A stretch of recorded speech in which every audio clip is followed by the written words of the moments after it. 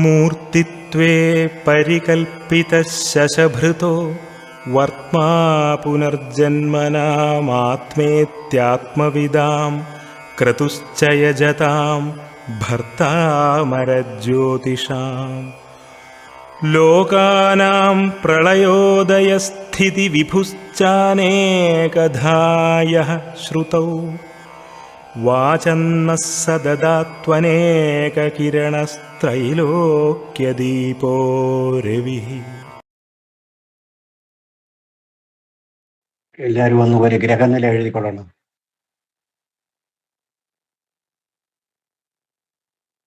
ഒരു ഗ്രഹനില എഴുതിക്കൊള്ളുക. 27/12/24 സ്പീഡ് എഴുതണം. 27/12/24 9:45 PM. 9:45 PM. അനിഴം ദ്വാദശി കൃഷ്ണപക്ഷം കൃനട്ടാമ്പി. ദ്വാദശി കൃഷ്ണപക്ഷം വെള്ളിയാഴ്ച. വെള്ളിയാഴ്ച. നിഗ്രഹനില.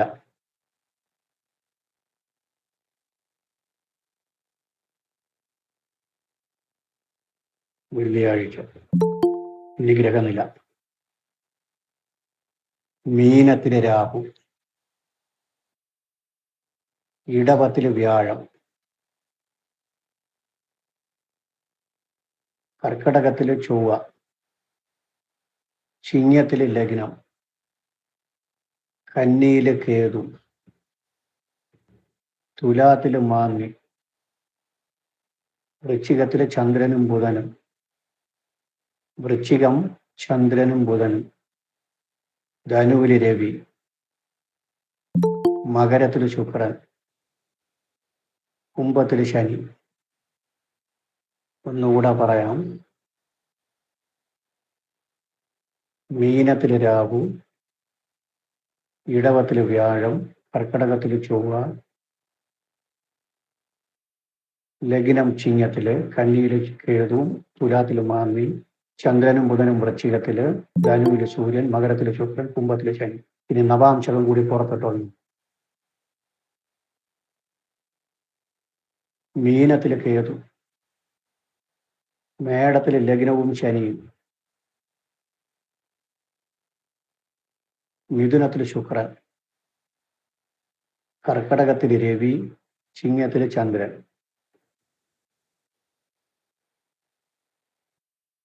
കർക്കടകത്തില് രവി, ചിങ്ങത്തില് ചന്ദ്രൻ. കന്നിയില് രാഹു, ചൊവ്വ, വ്യാഴം.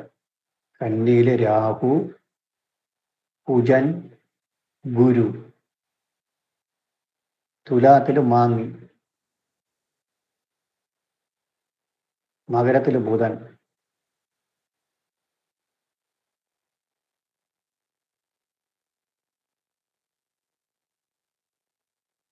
ഇത് വിളിച്ച സമയം. ഇനി പ്രശ്നാരൂഢം.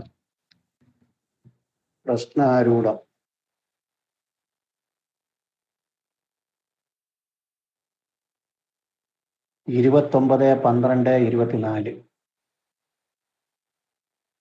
29/12/24 10:30 AM.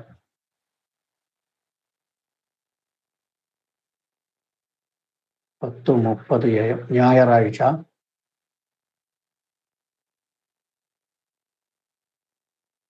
കേട്ട തൃക്കേട്ട, ചതുർദശി കൃഷ്ണപക്ഷം. ചതുർദശി കൃഷ്ണപക്ഷം. വിഷ്ടികരണം. വിഷ്ടികരണം. ഞായർ, തൃക്കേട്ട, ചതുർദശി, വിഷ്ടി.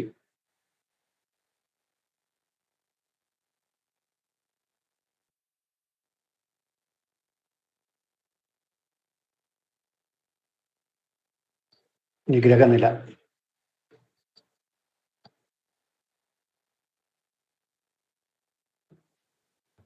മീനത്തില് രാഹു, അതേ ഗ്രഹനില തന്നെ, അതുപോലെ എഴുതിക്കൊണ്ടാൽ മതി. എല്ലാം അതുപോലെ തന്നെ. മാന്തി ഇടവത്തിൽ വരും. മാന്തി ഇടവത്തിൽ, ബാക്കിയെല്ലാം ഗ്രഹനില അതുപോലെ തന്നെ. ലഗ്നം കുംഭത്തില്, ഇടവത്തിൽ മാന്തി, കുംഭത്തില് ലഗ്നം. ചന്ദ്രനാ സാറേ? ചന്ദ്രൻ അവിടെ തന്നെ, വൃശ്ചികത്തിൽ തന്നെ. അതുപോലെ എഴുതിക്കൊണ്ടാണ്. മീനത്തില് രാഹു, ഇടവത്തില് ഗുരുവും മാന്തിയും, കർക്കിടകത്തില് ചൊവ്വ, കന്നിയില് കേതു, വൃശ്ചികത്തില് ബുധനും ചന്ദ്രനും, ധനുവില് സൂര്യൻ, മകരത്തില് ശുക്രൻ, കുംഭത്തില് ശനിയും ലഗ്നവും. ആരൂഢം മേടം. ആരൂഢം മേടം.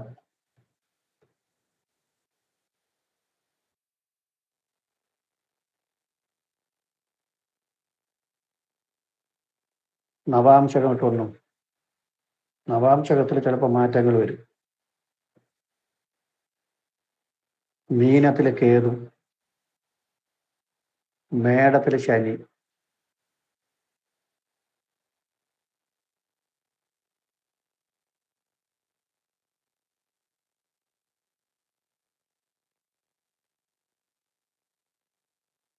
മിഥുനത്തില് ഗുരുവാണ്. മിഥുനത്തില് ഗുരുവിനെയും, മിഥുനത്തില് ഗുരു ഇട്ടോളണം. ആദ്യത്തെ എഴുതിയത് തെറ്റിപ്പോയി. മിഥുനത്തില് ഗുരു, കർക്കിടകത്തില് മാന്തി, ചിങ്ങത്തില് രവി, കന്നിയില് ചൊവ്വയും രാഹുവും. കന്നിയില് ചൊവ്വയും രാഹുവും. തുലാത്തില് ശുക്രൻ. തുലാത്തില് ശുക്രൻ. മകരത്തില് ലഗ്നം ചന്ദ്രൻ ബുധൻ. ലഗ്നം ചന്ദ്രൻ ബുധൻ. മീനത്തില് കേതു. മീനത്തില് കേതു.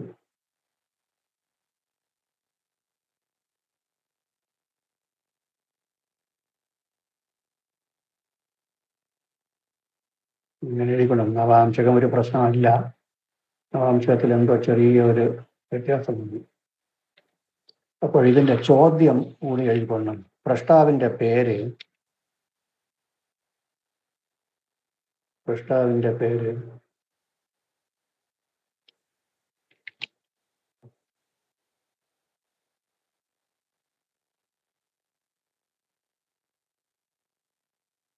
ഗോപകുമാർ. ഗോപകുമാർ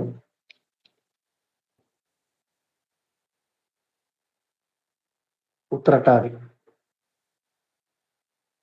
ഗോപകുമാർ ഉത്രട്ടാതി. അങ്ങനെ ഇട്ടുള്ളത്. പേരിനൊരു പ്രസക്തിയില്ല. നമ്മൾ നക്ഷത്രം കറക്റ്റായിരുന്നാൽ മതി. ഗോപകുമാർ ഉത്രട്ടാതി. അറിയേണ്ട കാര്യം, അവർ ചോദിച്ച കാര്യമാണ് നമുക്കിനി പ്രധാനമായിട്ടുള്ള വിഷയം.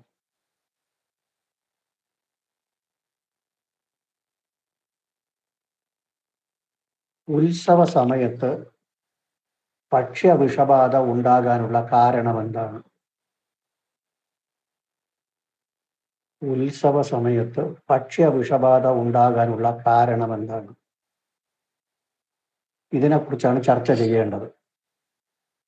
ഉത്സവ സമയത്ത് ഉത്സവമല്ല, അവരുടെ കുടുംബ പരദേവതയാണ്. കുടുംബ പരദേവത. പരദേവത ഒരു ക്ഷേത്രമല്ല.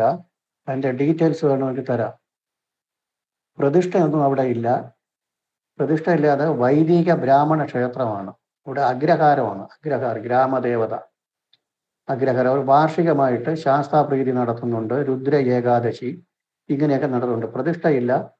ആവണി അവിട്ടം, വ്രതാനുഷ്ഠാനങ്ങൾ, പൗർണമി പൂജ, നവരാത്രി പൂജ ഇതൊക്കെ അവർ നടത്തുന്നുണ്ട്.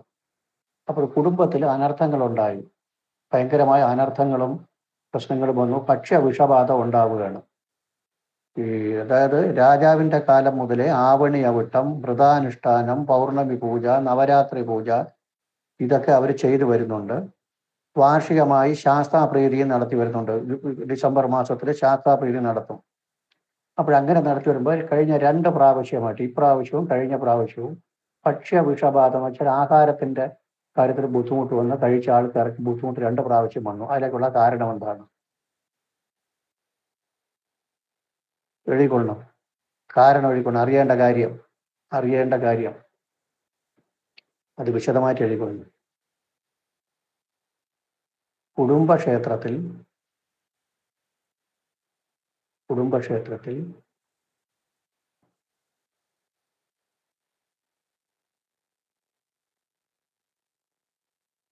മഹാരുദ്രയജ്ഞം നടത്തി.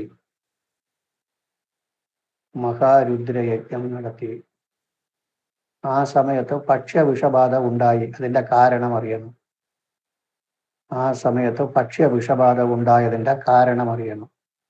നമുക്കത് മാത്രം നോക്കിയാൽ മതി. ഇത് നോക്കുമ്പോൾ നമുക്ക് ദേവതാ സങ്കല്പങ്ങളൊക്കെ ഭംഗിയായിട്ട് പഠിക്കാതെയും കൊണ്ട് ഒരു പ്രശ്നം വയ്ക്കാൻ പറ്റൂല. അതായത് ഒരു ദേവപ്രശ്നമൊന്നും അല്ല ഇത്. സാമാന്യമായിട്ട് കബഡി വെച്ചിട്ടുള്ള പ്രശ്നമാണ് നടത്തിയത്. നമ്മുടെ അടുത്ത് വന്നു കഴിഞ്ഞാൽ നമ്മൾ എങ്ങനെ കൈകാര്യം ചെയ്യുമെന്നുള്ളതാണ് അറിയേണ്ടത്. ആദ്യം നമ്മളെ വിളിച്ച സമയം 27/12/24 9:45 PM ഗ്രഹനില എല്ലാവർക്കും കിട്ടിയിട്ടുണ്ട്. ലഗ്നം ചിങ്ങം. അത് വച്ചിട്ട് ഭക്ഷ്യവിഷബാധയ്ക്കുള്ള ചാൻസ് ആ ഗ്രഹനിലയിൽ ഉണ്ടോ എന്ന് മാത്രം നോക്കി പറയുക. ഭക്ഷ്യവിഷബാധ ഉണ്ടാകാനുള്ള ചാൻസ് അതിനകത്ത് ഗ്രഹനിലയിൽ കാണുന്നുണ്ടോ? ഉണ്ടെങ്കിൽ എന്താണ്?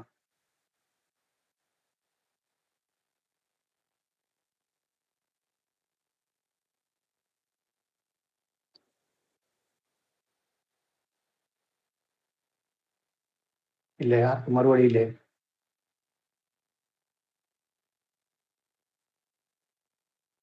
നമ്മൾ പഠിച്ചിട്ടുണ്ടല്ലോ.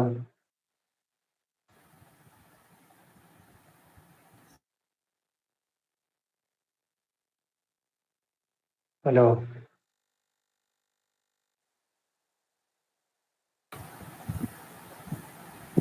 പറയണം. തെറ്റി എന്ന് പറഞ്ഞുകൊണ്ട് കുഴപ്പമില്ല. നമുക്കറിയാവുന്നതിന് അങ്ങ് പറഞ്ഞു തന്നത് അത്ര തന്നെ. നിവേദ്യസ്ഥാനത്ത് ഗുളികൻ 3-ാം ഭാവത്തില്. നിവേദ്യം ഇവിടെ നമുക്ക് നിവേദ്യം എന്നുള്ളതല്ല. ഇവിടെ ക്ഷേത്ര പ്രശ്നമായിട്ട് വേണ്ട, ഒരു കുടുംബ പ്രശ്നമായിട്ട് എടുത്തോണ്ടാ മതി. 4-ാം ഭാവാധിപൻ ബാധയായി. സാർ രണ്ടാം ഭാവാധിപനായ ബുധൻ വൃശ്ചിക രാശിയിൽ നിൽക്കുകയല്ലേ സാർ? അതൊരു ഭക്ഷ്യവിഷബാധ പറഞ്ഞൂടെ സാർ? അത് പറയാം. അതൊരു പോയിന്റാണ്. അങ്ങനെ പറയാനാണ് പറഞ്ഞത്. വേറെ എന്തുണ്ട്? ഭക്ഷ്യവിഷ രണ്ടുകൊണ്ട് ആഹാരത്തിനെയൊക്കെ പറയാം. ആഹാര സാധനങ്ങളൊക്കെ രണ്ടുകൊണ്ട് പറയാം. അത് വൃശ്ചികത്തിൽ നിൽക്കുമ്പോൾ 2-ാം ഭാവപതി വൃശ്ചികത്തിൽ നിൽക്കുമ്പോൾ ദ്യൂത അന്ന പാനരത. ദ്യൂത അന്നം പാനരത. അവിടെ ശനിയുടെ ദൃഷ്ടിയും കൂടി കിടപ്പുണ്ട്. പഴക്കമുള്ള ആഹാരം എന്തോ കഴിച്ചതിന്റെ കുഴപ്പമുണ്ട് എന്ന് പറയാം. ശനി പഴമ മൃദുന മായാപ്പെടുല്ലംഘക. ഞാൻ പെട്ടെന്ന് പറയുന്നതാണ്, രണ്ടാമത് ഡീറ്റെയിലാ പറഞ്ഞു തരാം. മൃദുന മായാപ്പെടുല്ലംഘ, പരവഞ്ചന നടന്നു.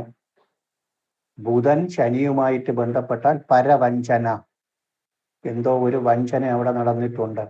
പിന്നെ ചന്ദ്രൻ ഭക്ഷണത്തിന്റെ ആളാണ്, നീചം. അവിടെ വേറെ ഒരുപാട് കാര്യമുണ്ട്. ചന്ദ്രനും ചൊവ്വയും കൂടി ഇവിടെ നിപ്പ് നോക്കണം.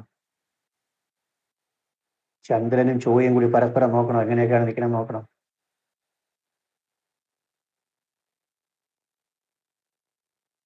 എങ്ങനെയാണ്?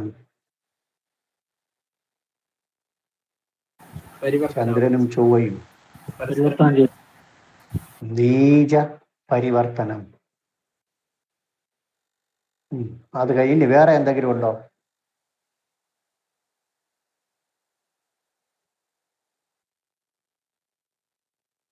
വേറെ എന്തെങ്കിലും ഉണ്ടോ?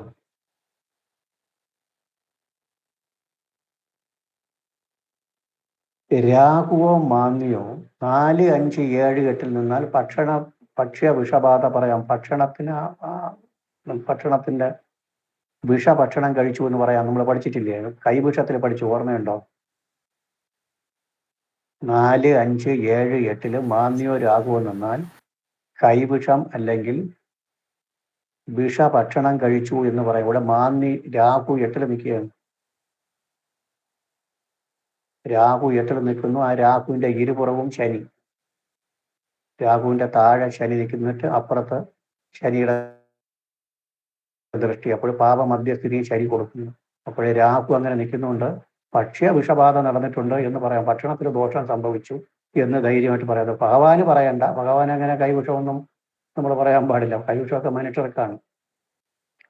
ഭക്ഷണത്തിന് വിഷം ചേർന്നിട്ടുണ്ട് എന്ന് ധൈര്യമായിട്ട് പറയാം. അപ്പോൾ നിങ്ങൾ പറഞ്ഞതെല്ലാം കറക്റ്റാണ്. രണ്ടാം ഭാവതിയായ ബുധൻ വിഷത്തിന്റെ, അതായത് ഭക്ഷണത്തിന്റെ ദോഷം സൂചിപ്പിക്കുന്ന സ്ഥലത്ത് നിൽക്കുന്നു. ഭക്ഷണത്തിന്റെ കാരകനായ ചന്ദ്രൻ നീചം ഭവിച്ച് അവിടെ ശനിയുടെ ദൃഷ്ടി കിടക്കുന്നു. രാഹു അഷ്ടമത്തിൽ പോയി. അപ്പോഴും ഭക്ഷണത്തിന് ദോഷം സമ്മത് വ്യക്തമായി കഴിഞ്ഞു.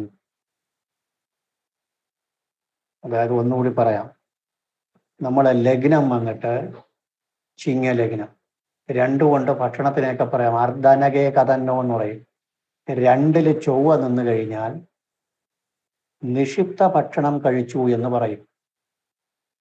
ഓരയിൽ പറയുന്നതാണ് രണ്ടില് ചൊവ്വ നിന്നാൽ നിക്ഷിപ്ത ഭക്ഷണം കഴിച്ചു എന്നാണ്. ഇവിടെ രണ്ടിൽ ആരാണ് നിൽക്കുന്നത്?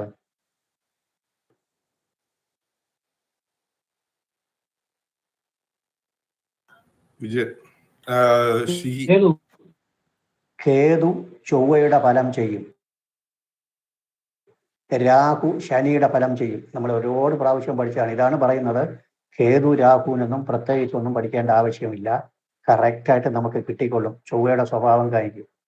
അതായത് ഭക്ഷണത്തിന് അരുചി അല്ലെങ്കിൽ ഭക്ഷണത്തിന് നിക്ഷിപ്ത ഭക്ഷണം കഴിച്ചു എന്നാണ് പറയുന്നത്. രണ്ടില് ചൊവ്വ നിന്നാൽ ലഗ്നേ കുചേ ക്ഷതതനു അർദ്ധനകേ കഥന്നോ, നിക്ഷിപ്ത ഭക്ഷണം കഴിച്ചു എന്നാണ് വ്യക്തമായിട്ട് പറയുന്നുണ്ട്.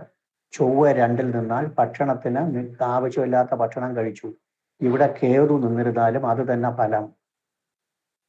രണ്ടാം ഭാവതിയായ ബുധൻ വൃശ്ചികത്തിൽ നിൽക്കുന്നു. ചൊവ്വയുടെ രാശിയിൽ നിൽക്കുന്ന ബുധൻ ദ്യൂത, അന്ന, പാനരത, നാസ്തിക, ചോര, പുസ്ത്രീക, മോശമായ സ്ത്രീകളുമായിട്ടുള്ള ബന്ധം, ചൂതുകളി പോലുള്ള കാര്യങ്ങൾ, പണം വെച്ചുള്ള കളികൾ, കാര്യങ്ങൾ, നിക്ഷിപ്ത ആഹാരം കഴിക്കുക, പാനീയങ്ങൾ, ആവശ്യമില്ലാത്ത പാനീയങ്ങൾ കഴിക്കുക, ഇതൊക്കെ ആ കുടുംബക്ഷേത്രത്തിനെ ബാധിച്ചിട്ടുണ്ടെങ്കിൽ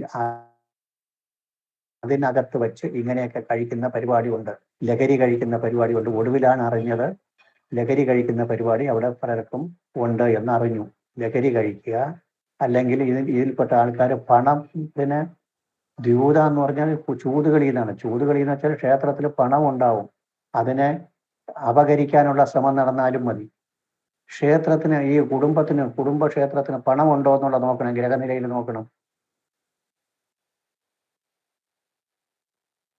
പണം ഉണ്ടായിട്ടുണ്ടോ എന്ന് നോക്കണം. പണത്തിന്റെ വരവ് അവിടെ ഉണ്ടോ ഇല്ലയോ.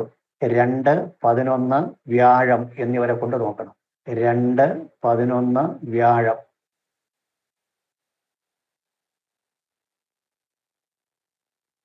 രണ്ടില് ആരെ ദൃഷ്ടി കൊണ്ടത് നോക്കണം?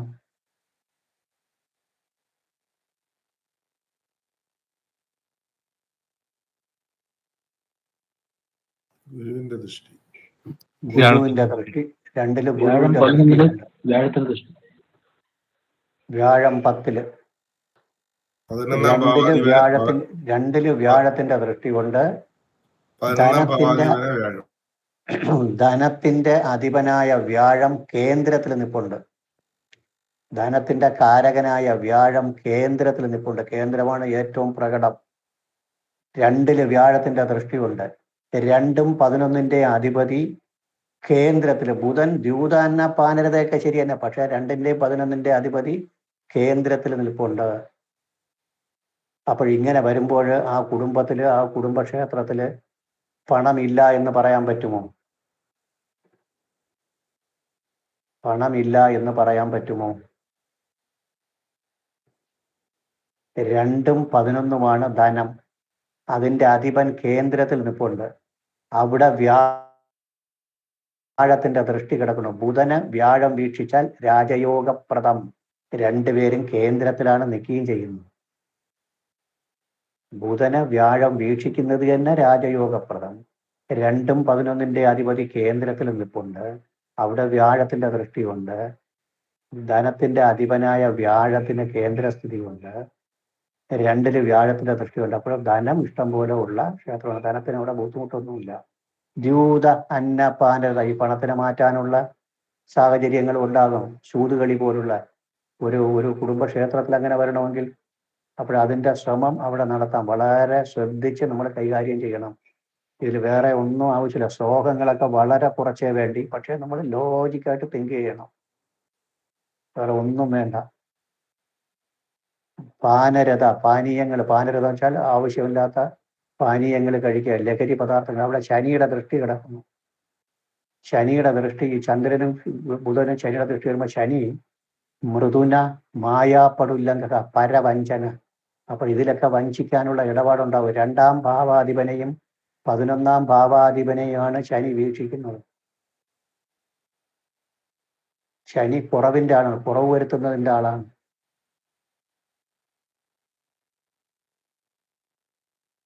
അപ്പോൾ അതൊരു കാര്യമുണ്ട്. 2-ല് ചൊവ്വ കേറു നിൽക്കുന്നത് തന്നെ നിക്ഷിപ്ത ഭക്ഷണം കഴിച്ചതിന്റെ ലക്ഷണമാണ്. 8-ല് രാഹു നിൽക്കുന്നതും രാഹുവിന് പാപമധ്യസ്ഥിതി ശനി കൊടുക്കുന്നതും അതും ദോഷം തന്നെ. അപ്പോൾ ഇത്രയും ഒന്ന് എഴുതാമോ? ഇത്രയും എഴുതിയിട്ട് അടുത്ത സെക്ഷൻ പോവാം. എഴുതുന്നുണ്ടോ? വേണ്ടേ? എഴുതണം സാർ. എഴുതണം. ചോദ്യം ഭക്ഷ്യവിഷബാധ ഉണ്ടാകാനുള്ള കാരണമാണ്. ചോദ്യം ഭക്ഷ്യവിഷബാധ ഉണ്ടാകാനുള്ള കാരണമാണ്. പെട്ടെന്ന് സ്പീഡ് എഴുതണം. ഷോർട്ടായിട്ട് എഴുതിക്കൊണ്ടാൽ മതി. 2-ലെ കേതു ചൊവ്വയുടെ ഫലം ചെയ്യും.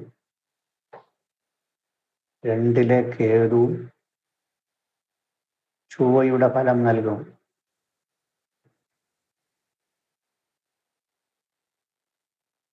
അത് 2-ൽ നിന്നാൽ നിക്ഷിപ്ത ഭക്ഷണം കഴിച്ചിട്ടുണ്ട് എന്നതാണ്. നിക്ഷിപ്ത ഭക്ഷണം കഴിച്ചിട്ടുണ്ട് എന്ന് പറയാം. നിക്ഷിപ്ത ഭക്ഷണം കഴിച്ചിട്ടുണ്ട് എന്ന് പറയാം.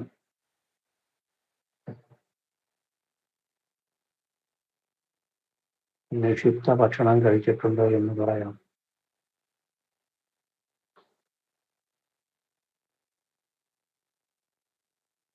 രണ്ടാം ഭാവതി ബുധൻ ചൊവ്വയുടെ ക്ഷേത്രത്തിലാണ്.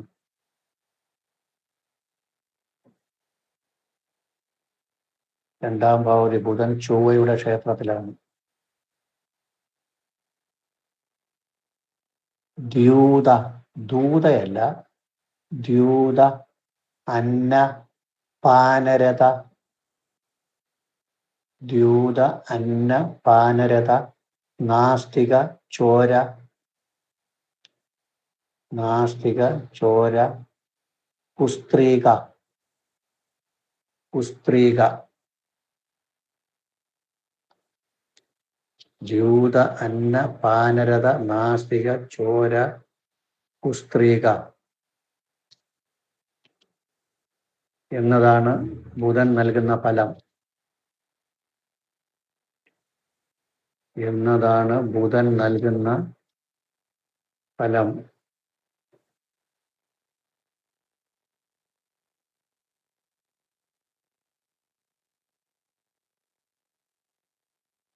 കുസ്ത്രീക, കൂടകൃത്, അസത്യരഥ എന്നുകൂടി ആയിക്കൊള്ളും. അസത്യരഥ, കുസ്ത്രീക, അസത്യരഥ. നമ്മൾ പ്രധാനപ്പെട്ട പോയിന്റുകൾ മാത്രം എഴുതിയാൽ ബാക്കി എല്ലാം എടുക്കണമെന്നുള്ള നിർബന്ധമില്ല. ശ്ലോകത്തിൽ എല്ലാ പോയിന്റുകളും വരണമെന്നുള്ള അത്യാവശ്യമില്ല. അസത്യരഥ, സത്യസന്ധതയില്ലായ്മ. സത്യസന്ധതയില്ലായ്മ, അസത്യരഥ.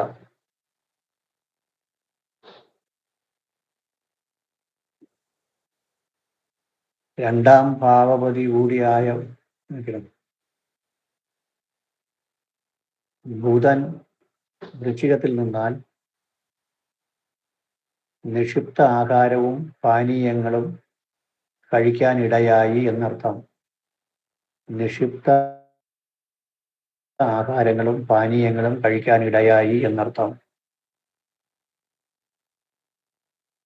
നിക്ഷിപ്ത ആഹാരങ്ങളും പാനീയങ്ങളും കഴിക്കാനിടയായി എന്നർത്ഥം.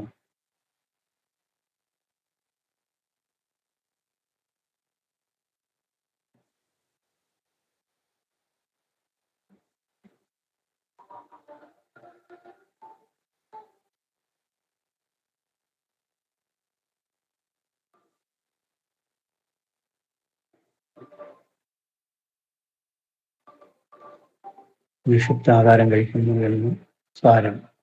അടുത്ത ലൈനിൽ 2ഉം 11ഉം ധനത്തിന്റെ ഭാവമായ 2ഉം 11ഉം ഭാഗവതി. ധനത്തിന്റെ ഭാവമായ 2ഉം 11ന്റെയും അധിപൻ. ധനത്തിന്റെ ഭാവമായ 2ഉം 11ന്റെയും അധിപൻ ബ്രാക്കറ്റിൽ ബുധൻ.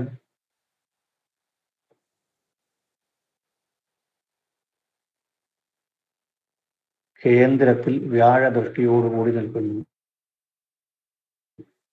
കേന്ദ്രത്തിൽ വ്യാഴദൃഷ്ടിയോടുകൂടി നിൽക്കുന്നു.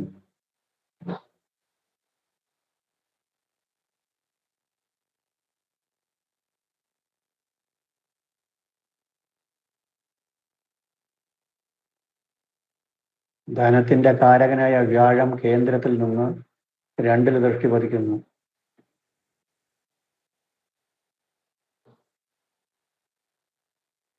ധനത്തിന്റെ കാരകനായ വ്യാഴം കേന്ദ്രത്തിൽ നിന്ന് 2ൽ ദൃഷ്ടി പതിക്കുന്നു.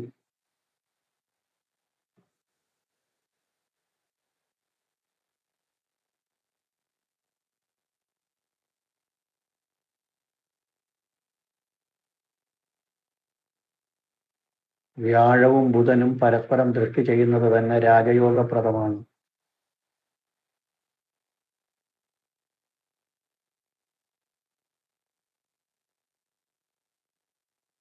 വ്യാഴവും ബുധനും പരസ്പരം ദൃഷ്ടി ചെയ്യുന്നത് തന്നെ രാജയോഗപ്രദമാണ്.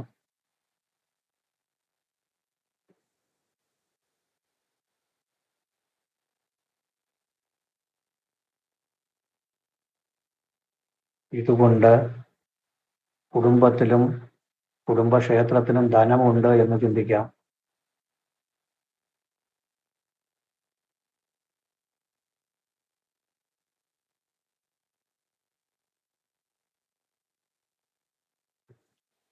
കുടുംബത്തിലും കുടുംബക്ഷേത്രത്തിലും ധനമുണ്ട് എന്ന് ചിന്തിക്കാം.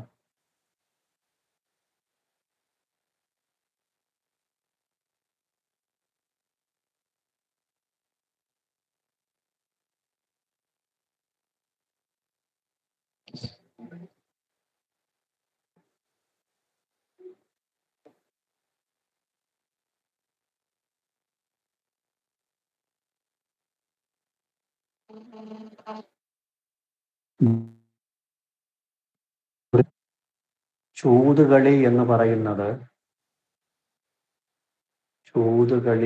പറയുന്നത് ബുധൻ വൃശ്ചികത്തിൽ നിന്നാൽ ചൂതുകളി ഒരു കൊട്ടേഷന്റെ അകത്തിട്ടുണ്ട് എന്ന് പറയുന്നത് ഈ പണത്തിനെ അപഹരിക്കാനുള്ള ശ്രമമായിരിക്കാം.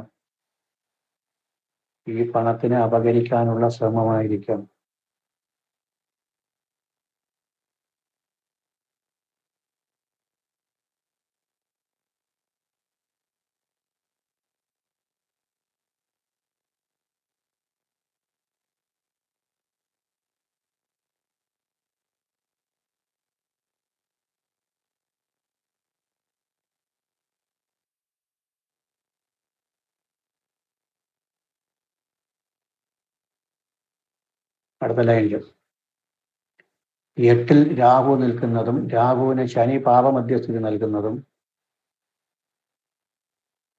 8ൽ രാഹു നിൽക്കുന്നതും രാഹുവിന് ശനി പാപമധ്യസ്ഥിതി നൽകുന്നതും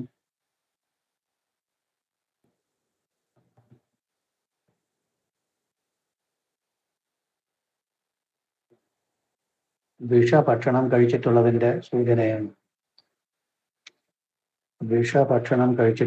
സൂചനയാണ്.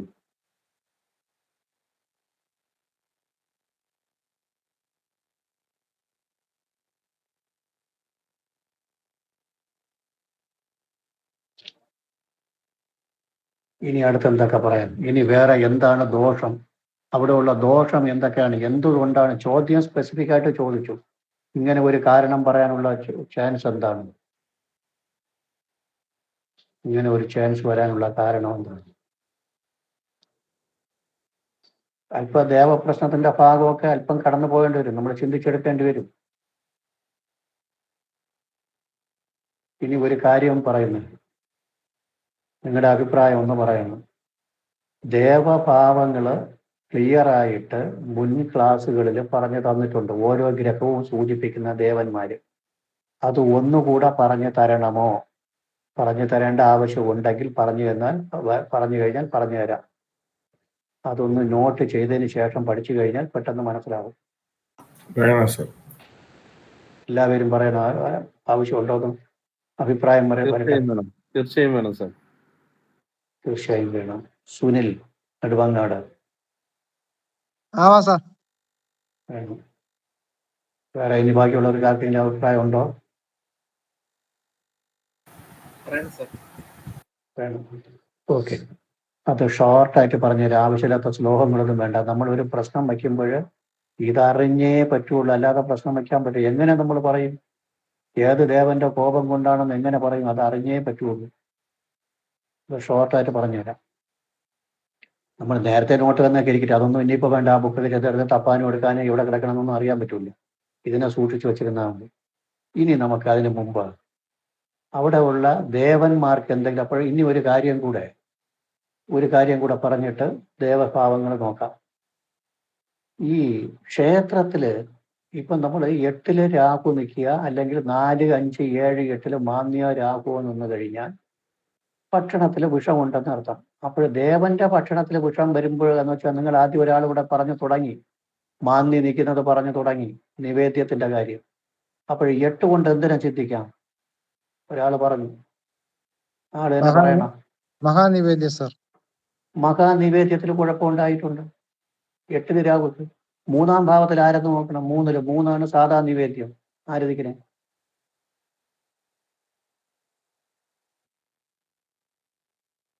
3-ാം ഭാവത്തിൽ ആര് നിൽക്കുന്നു?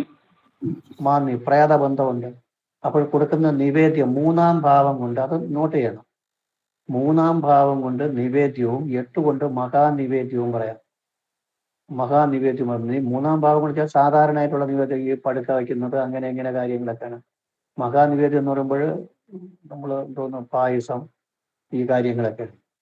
അപ്പോൾ 3-ല് മാന്നി നിൽക്കുമ്പോൾ മാന്നി പ്രേത ലക്ഷണവും അവിടെ മാന്നിക്ക് വർഗോത്തമവും വന്നിട്ടുണ്ട്. അപ്പോൾ ഇവിടെ ബ്രാഹ്മണ തറവാടാണ്, അഗ്രഹാരാണ്. ബ്രാഹ്മണ തറവാടാണെങ്കിൽ അവിടെ ആവശ്യമില്ലാത്തതൊക്കെ അതിനകത്തുണ്ട്. ശുക്രന്റെ രാശിയിലാണ് മാന്നി നിൽക്കുന്നത്. അത് നിങ്ങൾക്ക് വഴിയെ നോക്കാം. നിങ്ങൾക്ക് എന്തെങ്കിലും തോന്നണമെങ്കിൽ പറയുക. തോന്നുന്നവര്, എന്തെങ്കിലും ലക്ഷണം തോന്നുന്നവർ പറയുന്നതിൽ വിരോധമില്ല. പറയാൻ സമയം തരുമ്പോൾ പറഞ്ഞുകൊണ്ടാൽ മതി. പറയുന്നതിൽ വിരോധമില്ല. പിന്നെ ശുക്രന്റെ രാശിയിലാണ് മാന്നി നിൽക്കുന്നത്. 3-ാം ഭാവം എന്ന് പറയുന്നത് നിവേദ്യ സ്ഥാനമാണ്. 3-ഉം 8-ഉം നിവേദ്യ സ്ഥാനം. അത്ര അറിഞ്ഞാൽ മതി, വേറെ ഒന്നും അറിയണ്ട. 3-ഉം 8-ഉം നിവേദ്യ സ്ഥാനം. 8-ന് രാഹുവാണ് നിൽക്കുന്നത്, പാപമധ്യസ്ഥിതി കൊണ്ട്. 3-ല് മാന്യമുണ്ട്. അപ്പോൾ നിവേദ്യം പ്രേതാത്മാക്കൾ പറ്റുന്നു. രാഹു നിവേദ്യ സ്ഥാനത്ത് നിന്നാൽ തലമുടി കിടക്കാം, ചത്ത പ്രാണികൾ കിടക്കാം, ഇങ്ങനെയൊക്കെ തലമുടിയൊക്കെ കിടക്കാം. ഇങ്ങനെയൊക്കെയുള്ള കാര്യങ്ങൾ നിവേദ്യത്തിന് ഉണ്ടാകും. നിവേദ്യത്തില് തലമുടി കിടക്കാം, ചത്ത പ്രാണികൾ കിടക്കാം. രാഹു നിൽക്കുന്നുണ്ട്. അത് വ്യാഴത്തിന്റെ രാശി ആയതുകൊണ്ട് പാല്, പഴം, വ്യാഴത്തിനെ കൊണ്ട് പാല്, പഴം ഒക്കെ പറയാം. ശുക്രനെ കൊണ്ട് തൈര്, മോര് പറയാം. ശുക്രന്റെ രാശിയിലാണ് മാന്നി നിൽക്കുന്നത്. തൈര്, മോര്, പാല്, പഴം ഇതൊക്കെ കൊടുക്കുന്നുണ്ടെങ്കിൽ അതിലൊക്കെ അശുദ്ധി ഉണ്ടെന്ന് അർത്ഥം. നമ്മൾ നേരത്തെ പഠിച്ചു, ഭക്ഷണത്തിൽ നമ്മൾ പഠിച്ചു. അതേ പോയിന്റ് തന്നെയാണ് പറയുന്നത്. സൂര്യനാണെങ്കിൽ എരിവുള്ള സാധനങ്ങൾ, അടയ്ക്ക, വെറ്റ, അടയ്ക്ക, എരിവുള്ള സാധനമൊക്കെ സൂര്യൻ. ചന്ദ്രൻ ഉപ്പ് രസമുള്ളതാണ്. ചൊവ്വ നെയ്യ് ഉരുക്കിയത്. ബുധൻ തേന്, ലഹരി പദാർത്ഥങ്ങൾ. വ്യാഴം പാലും പഴവും. ശുക്രൻ മോരും തൈരും. ശനി അപ്പം. ഇങ്ങനെയൊക്കെ നമ്മൾ പഠിച്ചിട്ടുണ്ട്. ആ പോയിന്റുകൾ ഇവിടെ ഉപയോഗിച്ചാൽ മതി. ഇതൊക്കെ തിയറി എന്ന് പറഞ്ഞു കഴിഞ്ഞാൽ, ഞാൻ പറയുന്ന തിയറിയിൽ എടുത്തു കളയാനൊന്നുമില്ല. രത്ന ചുരുക്കമായിട്ടാണ്, ടാബ്ലറ്റ് രൂപത്തിലാണ് തരുന്നത്. അത് അങ്ങനെ പഠിച്ചു കഴിഞ്ഞാൽ ഒരു വിഷമവും വരില്ല. കറക്റ്റാ പറയാം, അങ്ങനെ പഠിക്കണം. 3-ാം ഭാവവും 8-ാം ഭാവവും നിവേദ്യ ഭാവങ്ങളാകുന്നു. എഴുതിക്കൊള്ളണം. 3-ഉം 8-ഉം നിവേദ്യ ഭാവങ്ങളാണ്. 3-ൽ മാന്നി, 8-ൽ രാഹു. 3-ൽ മാന്നി, 8-ൽ രാഹു. നിവേദ്യം പറ്റുന്നത് പ്രേതാത്മാക്കളാണ്. നിവേദ്യം പറ്റുന്നത് പ്രേതാത്മാക്കളാണ്.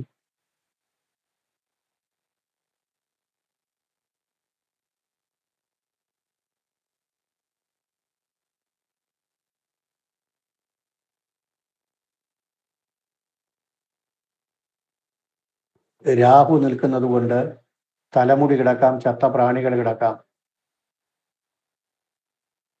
തലമുടി കിടക്കാം, ചത്ത പ്രാണികൾ കിടക്കാം.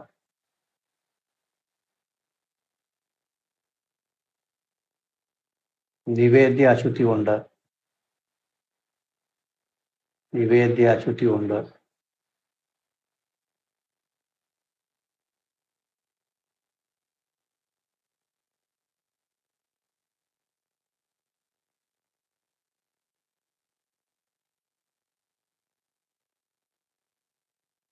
നിവേദ്യ അശുദ്ധി ഉണ്ട്. ഇനി വേറെ എന്ത് പറയാം? ഇനി അടുത്ത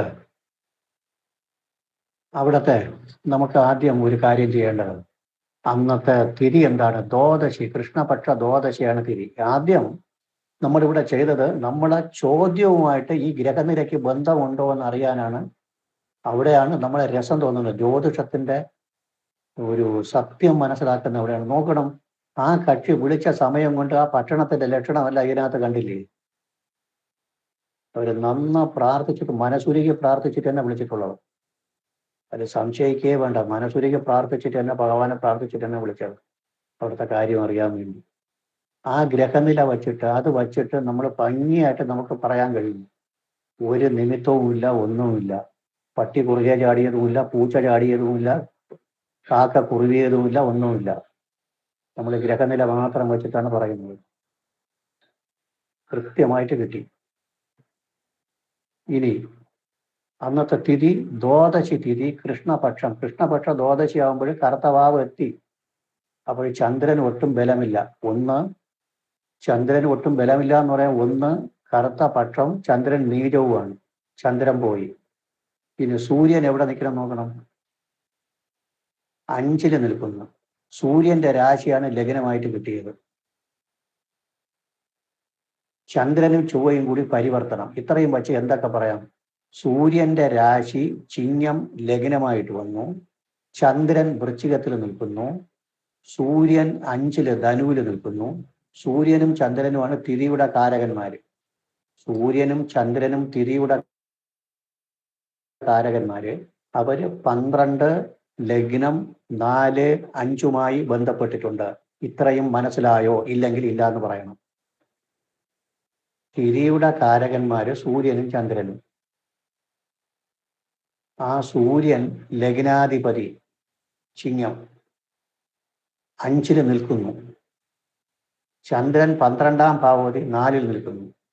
അപ്പോൾ 4, 5, 1, 12 ഇത്രയും ഭാവങ്ങളുമായി സൂര്യനും ചന്ദ്രനും ബന്ധപ്പെട്ടിട്ടുണ്ട് എന്ന് പറയാമോ? പറയാം. പറയാം. അപ്പോൾ ഇവിടെ നിന്ന് തന്നെ കിട്ടും, നമുക്ക് കാര്യങ്ങൾ കിട്ടും. ഇനി ഈ നമ്മുടെ ഇവിടത്തെ ഈ നമ്മൾ പറയുമ്പോൾ കുറെ കാര്യങ്ങൾ കൂടെയൊക്കെ പറയണം. പറഞ്ഞിരുന്നാലേ അവർക്കൊരു വിശ്വാസം വരുള്ളൂ. അല്ല, പരീക്ഷ എഴുതുമ്പോൾ ചോദ്യത്തിന് മാത്രം ഉത്തരം കൊടുത്തുകൊണ്ട് നിന്ന് കഴിഞ്ഞാൽ നമുക്ക് കാര്യം നടക്കില്ല. കുറെ എലാബറേറ്റ് ആയിട്ട് പറഞ്ഞു കഴിഞ്ഞാലേ കാര്യം നടക്കുള്ളൂ. ഈ പ്രശ്ന ഉദ്ദേശത്തില് ലഗ്നാധിപൻ 5 നിൽക്കുമ്പോൾ എന്ത് പറയാം? ആർക്കെങ്കിലും തോന്നണതെന്ന് പറയണം. ആരെങ്കിലും വായിന് കേൾക്കാൻ ഒരു ആഗ്രഹം. ലഗ്നാധിപൻ ചെന്ന് 5 നിൽക്കുമ്പോൾ എന്ത് പറയാം? ഇത് പുത്രസ്ഥാനത്തുള്ള ആരെങ്കിലും ചെയ്തതാണെന്ന് പറയാം സാർ. എന്തായാലും പുത്രസ്ഥാനം എന്ന് പറഞ്ഞതിൽ സന്തോഷമുണ്ട്. അവിടെ എത്തിയല്ല, പകുതി ദൂരം എത്തി. അത്രയും കേൾക്കാനാണ് പറഞ്ഞത്. പുത്രസ്ഥാനത്തുള്ളവരല്ല 5 നിൽക്കുന്നത് ബലമാരി നിൽക്കുമ്പോൾ ഈ ക്ഷേത്രം നിർമ്മിക്കാൻ കാരണം പുത്രസമ്പത്തിന് വേണ്ടിയായിരിക്കാം. പുത്രന്മാര് വരണം, അല്ലെങ്കിൽ പുത്രസമ്പത്ത് ഇല്ലാതെ ആരെങ്കിലും ദുരിതം അനുഭവിച്ച സമയത്ത് അത് പരിഹരിക്കുന്നതിനായിട്ടുള്ള ഉദ്ദേശത്തോടു കൂടിയായിരിക്കാം ഈ ക്ഷേത്രം അവിടെ കൊണ്ടുവന്നത് എന്ന് പറയാം. അതിന് തെളിവ് ഇനിയുമുണ്ട്. പറയാൻ പറ്റുമെങ്കിൽ പറയണം.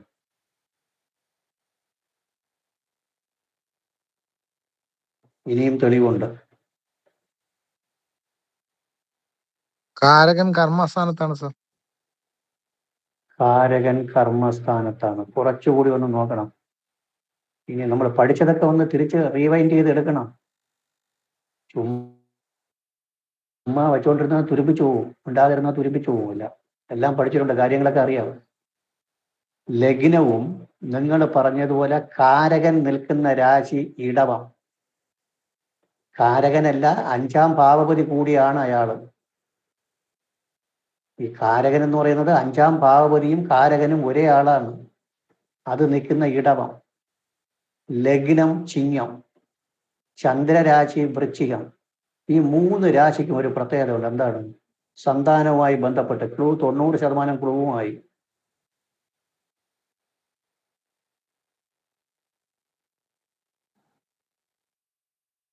അല്പപുത്ര രാശി. ഇനി എന്തെങ്കിലും തെളിവ് വേണോ? ഈ 3 രാശിയും അല്പപുത്ര രാശി. ലഗ്നാധിപൻ നിൽക്കുന്നത് 5-ല്, 3 അല്പപുത്ര. കന്യ, അളി, ഗോ, കരിഷു ച അല്പസുതമിന്തോ. അപ്പോൾ ഇനി എന്തോന്ന് തെളിവ് വേണം? വേറെ ഇനി എന്ത് വേണം? ഓരയിൽ തന്നെ പറയുന്നുണ്ട് കാര്യങ്ങളൊക്കെ.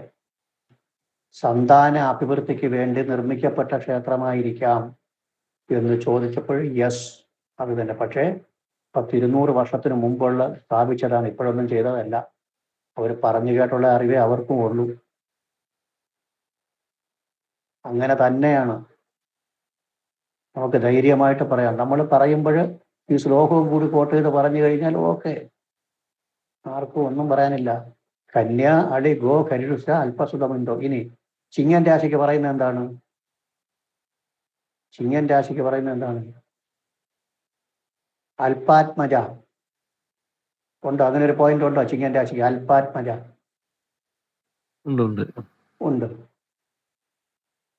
ഇനി എന്ത് വേണം? സന്താനം കുറവ്. ഇനി വേറെ എന്തൊക്കെ ചിങ്ങൻ രാശിക്ക് പറയുന്നുണ്ട്?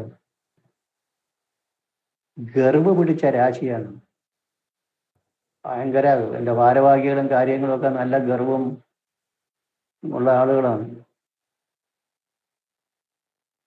ഗർവിന്റെ രാശി. വേറെ ഇനിയാണ് നമ്മൾ ഇത്രയും ഒന്ന് എഴുതിയിട്ട് ദേവഭാവങ്ങളെക്കുറിച്ച് പഠിച്ചാലേ ഇനി വണ്ടി ഓടുകയുള്ളൂ. അതൊന്ന് പറഞ്ഞു തരണം. പറഞ്ഞു തരാതിരുന്നാൽ പറ്റൂല. കാരണം നമ്മൾ പഠിക്കുന്നത് എന്തായാലും ഭംഗിയായിട്ട് പഠിച്ചു പോവുക. ഇത്രയൊന്ന് പറഞ്ഞ് എഴുതിക്കൊള്ളു. ഇനി പറഞ്ഞതിൻ്റെ അർത്ഥം വന്നില്ല.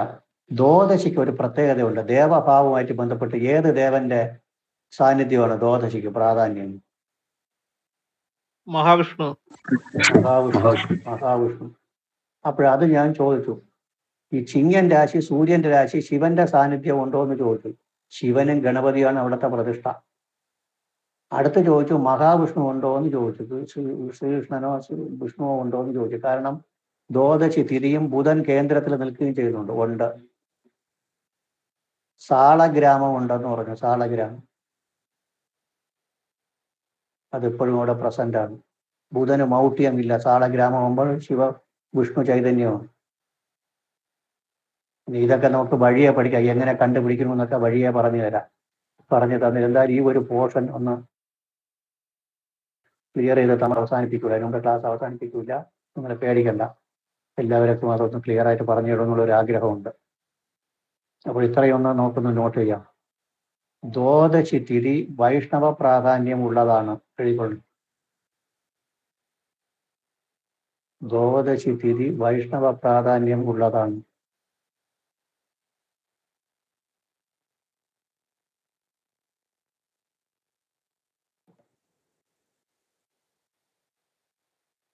വിഷ്ണുവിനെ സൂചിപ്പിക്കുന്ന ബുധൻ കേന്ദ്രത്തിലുണ്ട്.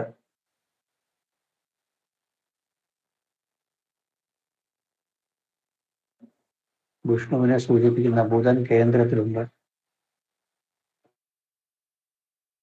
അതുകൊണ്ട് വൈഷ്ണവ ചൈതന്യം ഉള്ള ക്ഷേത്രമാണ്. വൈഷ്ണവ ചൈതന്യം ഉള്ള ക്ഷേത്രമാണ്.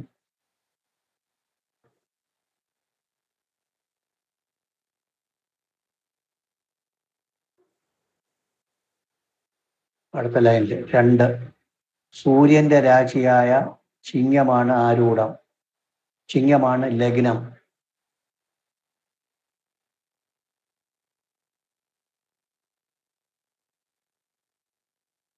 ചിങ്ങമാണ് ലഗ്നം. ഇത് ശിവസാന്നിധ്യമാണ്. ഇത് ശിവസാന്നിധ്യമാണ്. ശിവനാണ് അവിടുത്തെ പ്രധാന ദേവത. ശിവനാണ് അവിടുത്തെ പ്രധാന ദേവത.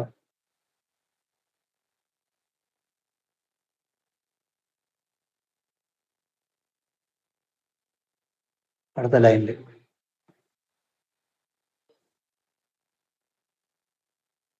സാറേ ഒരു സംശയം ചോദിച്ചോട്ടെ സാറേ? അതെ. സാറേ മാർത്താണ്ഡോദയ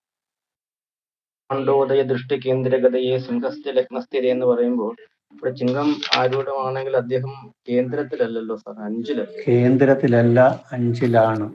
പക്ഷേ ദൃഷ്ടിയും അദ്ദേഹത്തിന്റെ ദൃഷ്ടിയൊന്നും ചിങ്ങം രാശിയായിട്ട് ബന്ധമില്ല. ആ ഒരു പ്രമാണം വെച്ച് നോക്കുമ്പോൾ വരുന്നില്ല. പക്ഷെ ലഗ്നം അവിടെ വരുമ്പോൾ അവിടെ വേറെ ഒരു പ്രത്യേകത ഉണ്ട്. ലഗ്നം അവിടെ വരുമ്പോൾ, ചിങ്ങൻ രാശി ലഗ്നമായിട്ട് കിട്ടുമ്പോൾ ശിവസാന്നിധ്യം പറയാം. കാരണം സൂര്യൻ അനിഷ്ടസ്ഥിതിയില്ല. സൂര്യൻ നിൽക്കുന്നിട്ട് സൂര്യന് സ്ഥാനം കൊടുത്ത ആൾ എവിടെ നിൽക്കണം നോക്കണം. കേന്ദ്രത്തിലാണ്. അതായത് വ്യാഴത്തിനെ കൊണ്ട് സർവേശ്വര കാരകത്വം പറയുമ്പോൾ വ്യാഴം ആരുമായിട്ട് ബന്ധപ്പെട്ടിരിക്കുന്നു അവരെയൊക്കെ പറയാമെന്ന് പഠിച്ചിട്ടുണ്ട്. ആ വ്യാഴം കറക്റ്റാ നിപ്പുണ്ട്. അതുകൊണ്ട് ധൈര്യമായിട്ട് പറയാം ശിവന്റെ സാന്നിധ്യം അവിടെ. ശിവക്ഷേത്രമാണ്. ഇനി ഒരു കാര്യം കൂടി അറിഞ്ഞിരിക്കേണ്ടത്, ഒരു ശിവക്ഷേത്രത്തിൽ നമ്മൾ പ്രശ്നം വയ്ക്കാൻ പോയി എന്ന് കരുതുക. മഹാക്ഷേത്രം, ശിവക്ഷേത്രം, അവിടെ സൂര്യൻ കേന്ദ്രത്തിൽ വന്നില്ല എന്ന് പറഞ്ഞ് ശിവൻ ഇല്ല എന്ന് പറയാൻ പറ്റുമോ? ഇല്ല, പറയാൻ പറ്റില്ല. അനിഷ്ടത പറയാം. കേന്ദ്രത്തിൽ വരാത്തത് കൊണ്ട് വേണമെങ്കിൽ അനിഷ്ടത പറയാം. നല്ലൊരു പ്രസൻസ് കാണുന്നില്ല, എന്തോ അനിഷ്ടതയുണ്ട് എന്ന് പറയാനേ പാടുള്ളൂ. അല്ലാതെ ആളില്ല എന്നൊന്നും പറഞ്ഞുകൂടാ. അങ്ങനെയൊക്കെ ഉണ്ട്, കാര്യങ്ങളുണ്ട്. ഇവിടെ ത്രികോണത്തിൽ വന്നിട്ടുണ്ട്. ആ സ്ഥാനം കൊടുത്ത ആള് കേന്ദ്രത്തിൽ നിൽപ്പുണ്ട്. അതും 10ലാണ് നിൽക്കുന്നത്. അതുകൊണ്ട് സാന്നിധ്യമുണ്ട്. ആരൂഢത്തില് കുറച്ചുകൂടെ കൃത്യത ഉണ്ടായിരുന്നു. അതുകൊണ്ടാണ് ഞാൻ ചോദിച്ചത്. കാരണം പ്രശ്നാരൂഢത്തില് കേന്ദ്രത്തിൽ തന്നെ ആരൂഢാധിപൻ കേന്ദ്രത്തിൽ പോയി നിപ്പുണ്ട്. പ്രശ്നാരൂഢത്തില് ആരൂഢാധിപൻ മാത്രമല്ല ശുക്രൻ നിപ്പുണ്ട്. ശുക്രൻ കേന്ദ്രത്തിലുണ്ട്. പിന്നെ പ്രശ്നാരൂഢത്തിൽ ആരൂഢാധിപൻ കേന്ദ്രത്തിലുണ്ട്. ആരൂഢത്തിൽ ശനിയുടെ ദൃഷ്ടി കിടക്കുന്നു. ശനിയുടെ ദൃഷ്ടി ആരൂഢത്തിൽ കിടക്കുന്നുണ്ട്. അത് നമുക്ക് വരാം. ഇതെല്ലാം ഇത് ക്ലിയർ ചെയ്ത് വരണമെങ്കിൽ ഇത്തിരി സമയം പിടിക്കും. കാരണം എല്ലാ പേരും ഒരാളിനെ പോലെ എല്ലാ പേരും സ്പീഡായിട്ട് നിൽക്കുന്ന ആൾക്കാരല്ല. ചില ആൾക്കാർക്ക് നല്ല സംശയങ്ങൾ വരും. നമ്മൾ പറഞ്ഞ് മനസ്സിലാക്കി പോയില്ലെങ്കിൽ ഉപയോഗമില്ലാതെ പോകും. അതാണ് ഞാൻ സ്ലോ ആയിട്ട് പോകുന്നത്. സ്ലോ ആയിട്ട് പോകേണ്ട കാര്യം അതാണ്. ശരി, ഇനി നമ്മളെന്തെന്നറിയാം, അത് നമ്മൾ എഴുതി. ശിവനാണ് അവിടുത്തെ ദേവത എന്നൊരു എഴുത്താണ്. ശിവനാണ് ദേവത. വിഷ്ണുവിന്റെ കാര്യം എഴുതിയല്ലോ, രണ്ടും എഴുതി. ഇനി അടുത്ത് ബാക്കി രണ്ടാമത് എഴുതാം. ലഗ്നം ചന്ദ്രൻ നിൽക്കുന്ന രാശി, ലഗ്നം ചന്ദ്രൻ നിൽക്കുന്ന രാശി, 5ാം ഭാവപതിയും സന്താനകാരകനുമായ വ്യാഴം നിൽക്കുന്ന രാശി,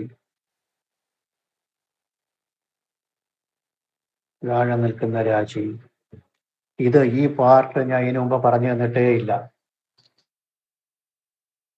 ഇതൊരു പ്രത്യേക പ്രശ്നമാണ്, ഒരു സ്പെഷ്യൽ ടൈപ്പാണ്.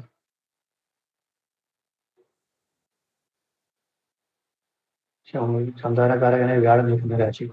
3ഉം അല്പപുത്ര രാശികളാണ്.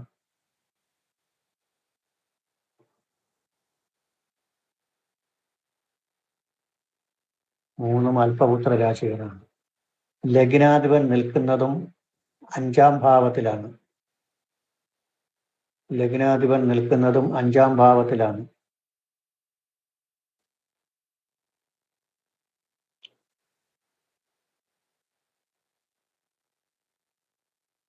ലഗ്നം ആത്മജ എന്ന് പറയുന്നുമുണ്ട്. ലഗ്നം അല്പാത്മജ എന്ന് പറയുന്നുമുണ്ട്.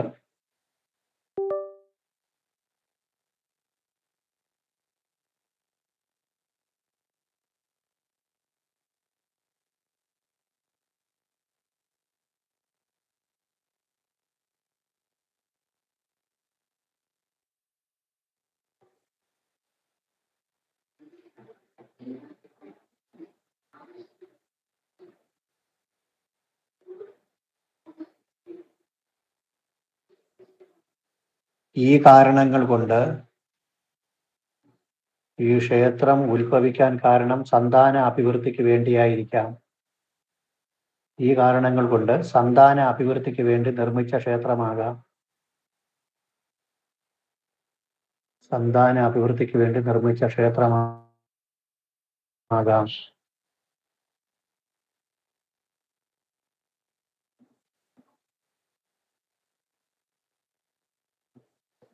ഇനി ഗ്രഹങ്ങളും ദേവന്മാരും ഒന്ന് കയറ്റി കിട്ടുള്ളൂ.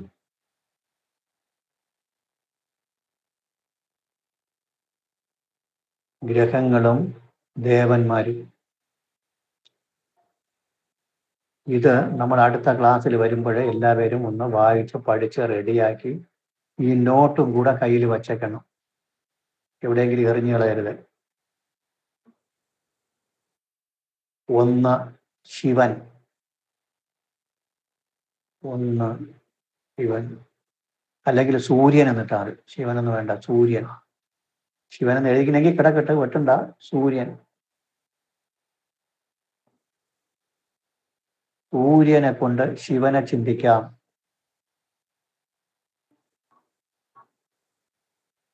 സൂര്യനെ കൊണ്ട് ശിവനെ ചിന്തിക്കാം.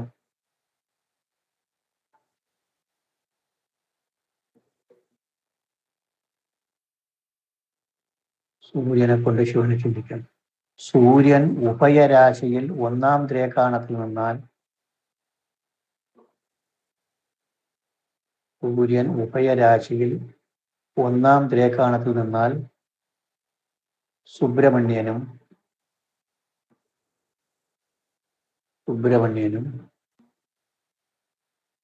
രണ്ടാം ദ്രേകാണത്തിൽ നിന്നാൽ വിഘ്നേശ്വരനും, രണ്ടാം ദ്രേകാണത്തിൽ നിന്നാൽ വിഘ്നേശ്വരനും,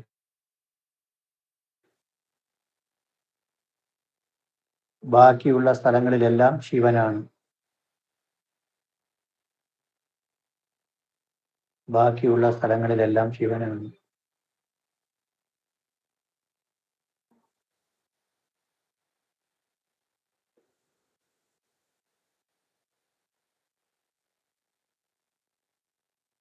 അടുത്ത രണ്ട് ഗണപതി അല്ലെങ്കിൽ വിഘ്നേശ്വരൻ.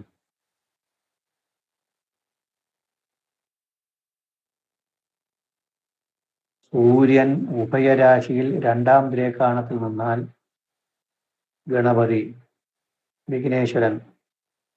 സൂര്യൻ ഉഭയരാശിയിൽ രണ്ടാം ദ്രേകാണത്തിൽ നിന്നാൽ വിഘ്നേശ്വരൻ,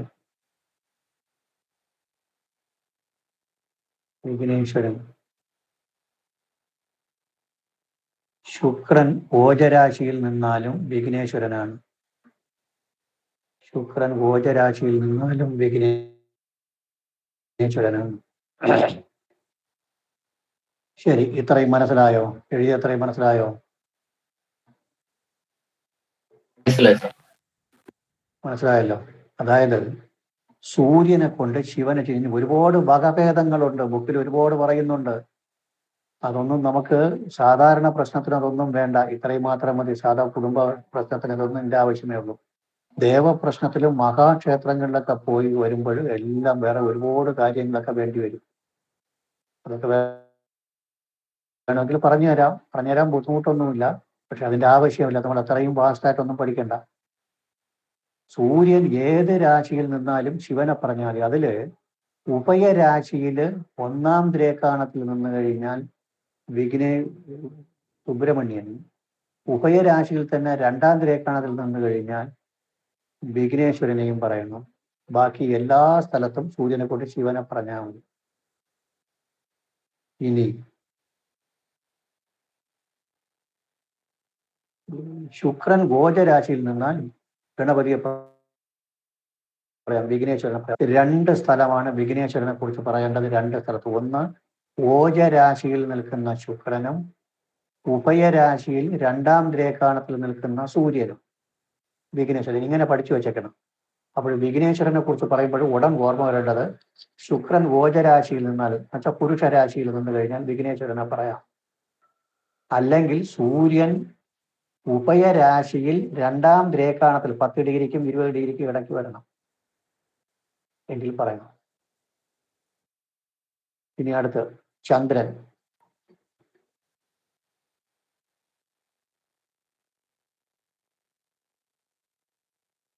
പക്ഷബലത്തോടുകൂടി നിൽക്കുന്ന ചന്ദ്രൻ ദുർഗയാണ്. ദുർഗയിൽ ഒരുപാട് വകഭേദങ്ങളുണ്ട്. അതൊക്കെ ദേവപ്രശ്നത്തിന് വേണ്ടിയുള്ളതാണ്. പക്ഷബലത്തോടുകൂടി നിൽക്കുന്ന ചന്ദ്രൻ ദുർഗയാണ്. ചന്ദ്രന് പക്ഷബലം ഇല്ലെങ്കിൽ ഭദ്രകാളി.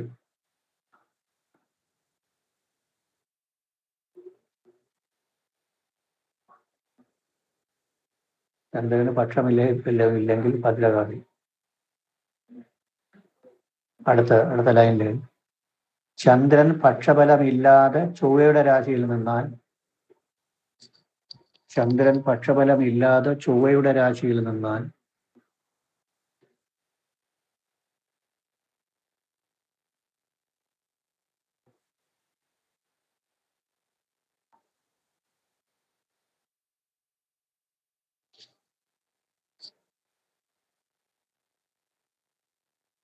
ചാമുണ്ഡി,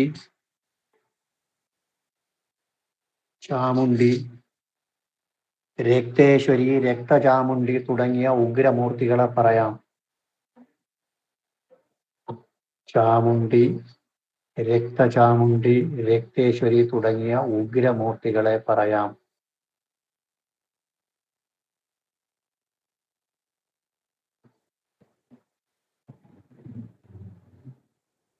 ഇത് മനസ്സിലായോ?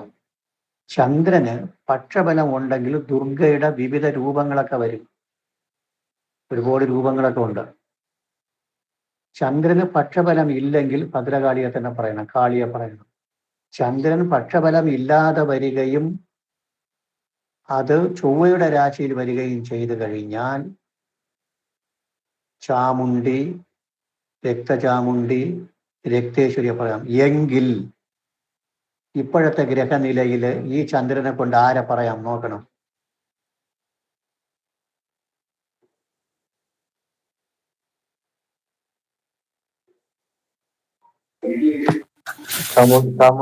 ചാമുണ്ഡിയെ പറയും.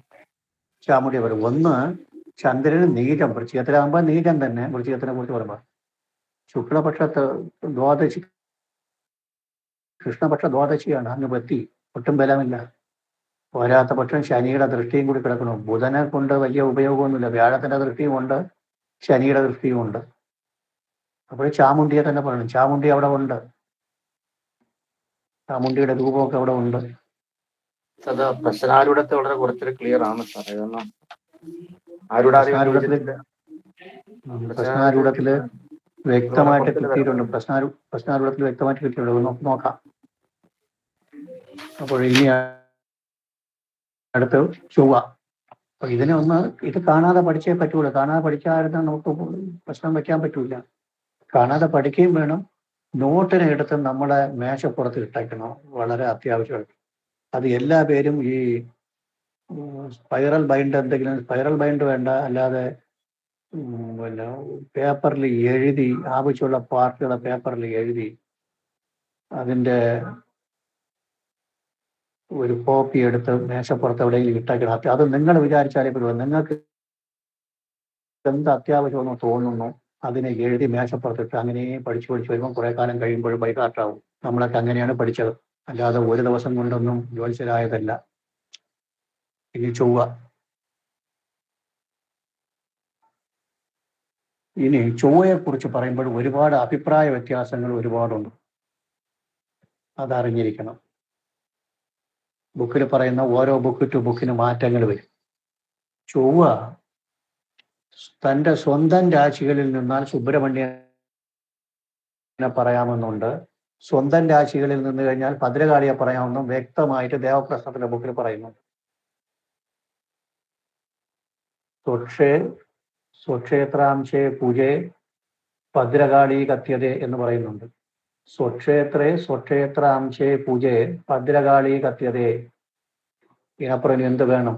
സ്വക്ഷേത്രത്തിൽ നിൽക്കുകയും സ്വക്ഷേത്രത്തിൽ അംശിക്കുകയും ചെയ്യുക. സ്വക്ഷേത്രത്തിൽ നിൽക്കുകയും അംശിക്കുകയും ചെയ്താൽ ഭദ്രകാളിയെ പറയാം എന്ന് വ്യക്തമായിട്ട് പറയുന്നു. ബുക്കിൽ പറയുന്നുണ്ട്. അതായത് ചൊവ്വ സാത്വിക ഗ്രഹങ്ങളുടെ രാശിയിൽ നിന്നാൽ, സാത്വിക ഗ്രഹങ്ങൾ ഏതൊക്കെ?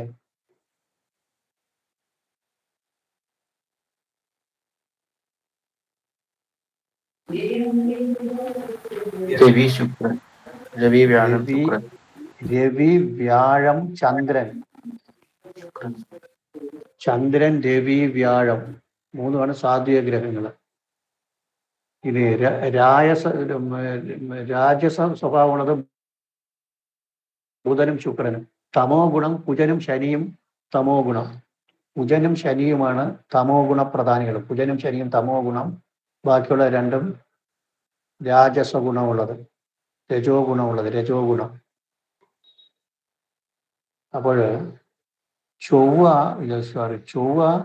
വ്യാഴം, ചന്ദ്രൻ, സൂര്യൻ ഇവരുടെ രാശിയിൽ ചൊവ്വ നിന്നാൽ സുബ്രഹ്മണ്യനെ പറയാം എന്ന് പറയുന്നുണ്ട്. വ്യാഴം സുബ്രഹ്മണ്യനെ പറയുന്നുണ്ട്. ചൊവ്വ വ്യാഴത്തിൻ്റെയും ചന്ദ്രന്റെയും സൂര്യൻ, ചന്ദ്രൻ, സൂര്യൻ, വ്യാഴം ഇവരുടെ രാശിയിൽ ചൊവ്വ നിന്നാൽ സുബ്രഹ്മണ്യനെ പറയാം. യുഗ്മരാശിയിൽ നിന്നാൽ ചാമുണ്ഡി, ഭദ്രകാളിയൊക്കെ പറയാം. യുഗ്മരാശി എന്നാൽ ചാമുണ്ഡി, ഭദ്രകാളിയൊക്കെ പറയാവുന്നതാണ്.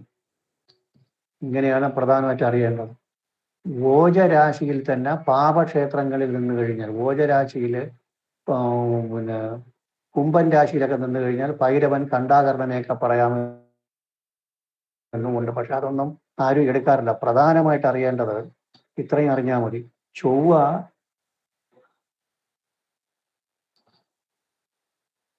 ചന്ദ്രന്റെയും സൂര്യന്റെയും വ്യാഴത്തിന്റെയും രാശി, അതായത് കർക്കടകം, ചിങ്ങം, ധനു, മീനം. കർക്കടകം, ചിങ്ങം, ധനു, മീനം ഈ 4 രാശിയിൽ ചൊവ്വ നിന്നാൽ സുബ്രഹ്മണ്യനെ പറയാം. ബാക്കി യുഗ്മരാശികളിൽ നിന്ന് കഴിഞ്ഞാൽ ഭദ്രകാളി, ചാമുണ്ഡി, ഭദ്രകാളി ഇവരെയൊക്കെ പറയാം. ഇതാണ് പ്രധാനമായിട്ട് അറിയേണ്ടത്. ചാമുണ്ഡി, ഭദ്രകാളിയൊക്കെ യുഗ്മരാശിയിൽ നിന്നാൽ പറയാം. പിന്നെ സ്വക്ഷേത്രത്തിൽ നിന്ന് കഴിഞ്ഞാൽ ഭദ്രകാളിയെയും പറയാം. സ്വക്ഷേത്രത്തിൽ നിന്ന് ബലവാനായിട്ട് നിന്ന് കഴിഞ്ഞാൽ ഭദ്രകാളിയെ പറയാമെന്നുമുണ്ട്. ഒന്ന് എഴുതിക്കൊള്ളണം. ചൊവ്വയുടെ രാശി, ചൊവ്വയെ കുറിച്ച് പറയുമ്പോഴിങ്ങനെ ഒരു കൺഫ്യൂഷൻ ഒരുപാടുണ്ട്.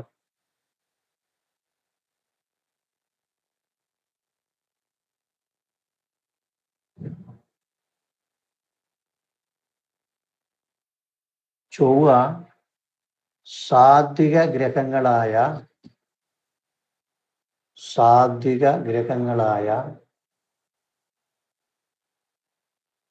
ചന്ദ്രൻ, സൂര്യൻ, വ്യാഴം എന്നിവരുടെ രാശിയിൽ നിന്നാൽ, ചന്ദ്രൻ, സൂര്യൻ, വ്യാഴം എന്നിവരുടെ രാശികളിൽ നിന്നാൽ സുബ്രഹ്മണ്യനെ പറയാം.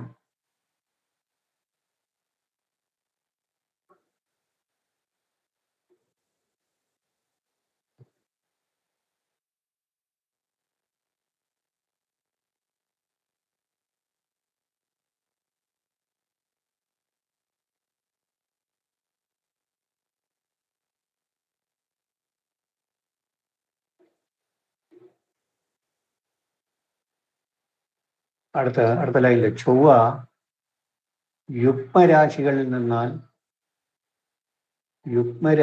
നിന്നാൽ ചാമുണ്ഡി, ഭദ്രകാളി തുടങ്ങിയ ദേവതാരൂപങ്ങളെ പറയാം.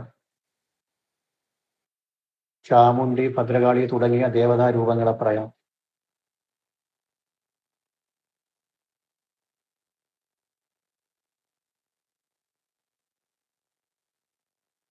ചാമുണ്ഡി, ഭദ്രകാളി തുടങ്ങിയ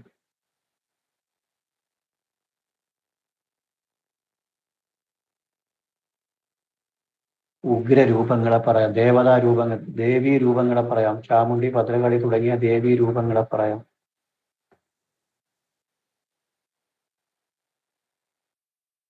അടുത്ത 3.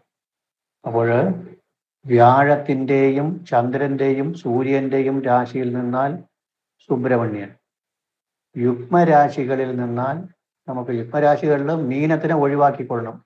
മീനവും കർക്കിടകവും ഒഴിവാക്കിക്കൊള്ളണം. അത് സാത്വിക രാശി. അതൊന്നും പിന്നെ അതിനെക്കുറിച്ച് ചിന്തിക്കരുത്. മീനവും കർക്കിടകവും പറഞ്ഞു കഴിഞ്ഞു. ചന്ദ്രന്റെയും വ്യാഴത്തിന്റെയും രാശികൾ പറഞ്ഞു കഴിഞ്ഞു. ബാക്കിയുള്ള യുഗ്മരാശി. ഓജരാശിയിൽ പാപബന്ധത്തോട് കൂടി നിന്നാൽ ഭൈരവൻ, കണ്ടാകർണൻ തുടങ്ങിയവരെ പറയാം. ഓജരാശിയിൽ പാപബന്ധത്തോടുകൂടി നിന്നാൽ ഭൈരവൻ, കണ്ടാകർണൻ തുടങ്ങിയവരെ പറയാം. ഓജരാശിയിൽ പാപബന്ധത്തോടുകൂടി നിന്നാൽ ഭൈരവൻ, കണ്ടാകർണൻ തുടങ്ങിയവരെ പറയാം. ഇതൊക്കെ കൺഫ്യൂഷൻ വരുന്ന കാര്യങ്ങളാണ്. അത് പറഞ്ഞുകൊണ്ടാണ്. എന്ന് പറഞ്ഞാൽ എങ്ങനെ വരും? പറഞ്ഞോളൂ. കുംഭൻ രാശിയിൽ ചൊവ്വ നിന്നാൽ എന്ത് പറയാം? കുംഭൻ രാശിയിൽ ചൊവ്വ നിന്നാൽ ഭൈരവൻ, കണ്ടാകർണൻ. ഭൈരവനെ പറയാം. കാരണം പാപരാശി ഓജരാശി. പാപരാശി ഓജരാശിയാണ്. അപ്പോൾ പറയാം. കുംഭൻ രാശിക്ക് അത് പറയാൻ പറ്റുള്ളൂ. മിഥുനം രാശിയിൽ നിന്ന് കഴിഞ്ഞാൽ ഭൈരവൻ, കണ്ടാകർണനെ പറയാൻ പറ്റൂല. സുബ്രഹ്മണ്യനെയൊക്കെ ചിലപ്പോൾ പറയേണ്ടി വരും. കാരണം ബുധന്റെ രാശിയാണ്. അതൊക്കെ ഈ മാറിയും മറിഞ്ഞും വരും. ശുഭബന്ധങ്ങൾ വന്നു കഴിഞ്ഞാൽ ഈ പറഞ്ഞിട്ട് ഒരു കാര്യം പറയാം. ചിങ്ങം, കർക്കടകം, ധനു, മീനം ഇവിടെ ചൊവ്വ വന്നു കഴിഞ്ഞാൽ സുബ്രഹ്മണ്യനെ തന്നെ പറയണം. പക്ഷേ അവിടെയും പാപബന്ധം വന്നു കഴിഞ്ഞാൽ മാറ്റം വരും.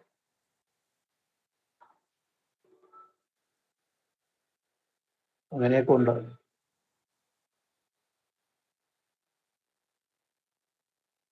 ശരി, അടുത്ത് ബുധൻ.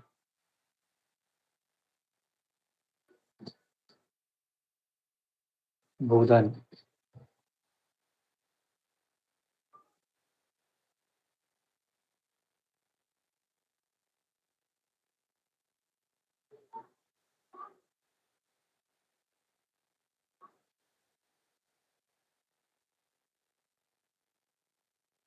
ബുധൻ സ്ഥിരരാശികളിൽ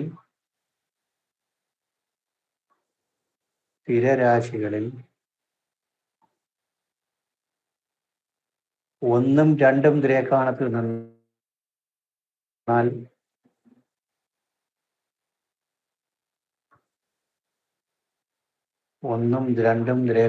നിന്നാൽ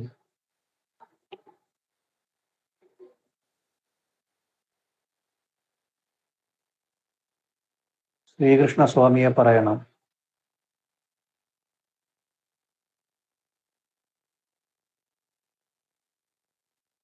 മൂന്നാം ദ്രേക്കാണത്തിൽ നിന്നാൽ മഹാവിഷ്ണുവിനെ പറയണം.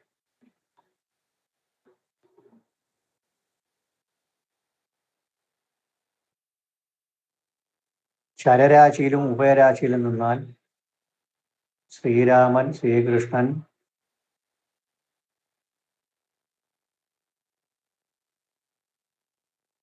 തുടങ്ങിയ അവതാര വിഷ്ണുവിനെ പറയണം.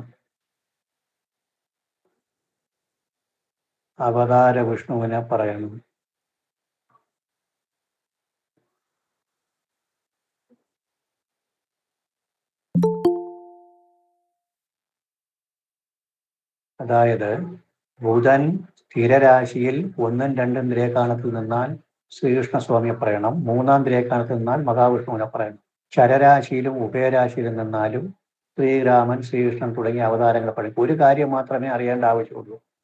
സ്ഥിരരാശിയിൽ മൂന്നാം ദ്രേക്കാണത്തിൽ നിന്നാൽ വി അന്ത്യത്രംശകെ സ്ഥിരേതു ഭവന യദ്ദേശ ഗോപാലക. സ്ഥിരരാശിയിൽ മൂന്നാം ദ്രേക്കാണത്തിൽ നിന്നാൽ വിഷ്ണു. ബാക്കിയുള്ള എല്ലായിടത്തും ശ്രീരാമൻ, ശ്രീകൃഷ്ണൻ തുടങ്ങിയവരെ പറഞ്ഞാൽ മതി. സ്ഥിരരാശിയിൽ 3-ാം ദ്രേക്കാണത്തിലായ വിഷ്ണു, ബാക്കിയെല്ലാം ശ്രീരാമൻ ശ്രീകൃഷ്ണൻ. അടുത്ത് വ്യാഴം.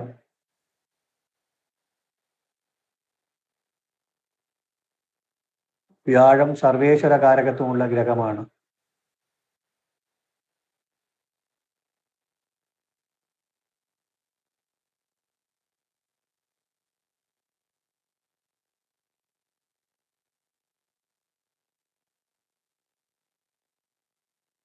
ഏത് ഗ്രഹത്തിന്റെ രാശിയിൽ നിൽക്കുന്നു, ഏത് ഗ്രഹവുമായി ബന്ധപ്പെടുന്നു, ആ ഗ്രഹത്തിന്റെ ദേവതയെ പറയണം. ഏത് ഗ്രഹത്തിന്റെ രാശിയിൽ നിൽക്കുന്നു, ഏത് ഗ്രഹവുമായി ബന്ധപ്പെടുന്നു, ആ ദേവനെ പറയണം.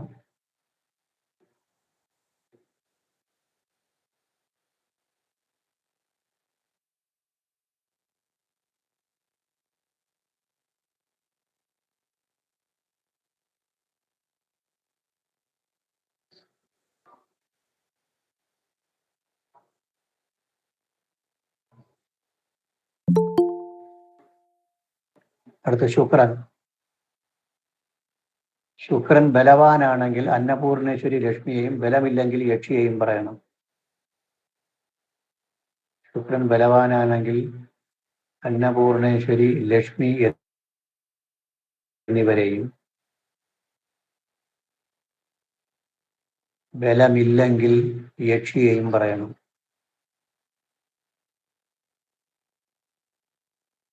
ബലമില്ലെങ്കിൽ യക്ഷിയെയും പറയണം.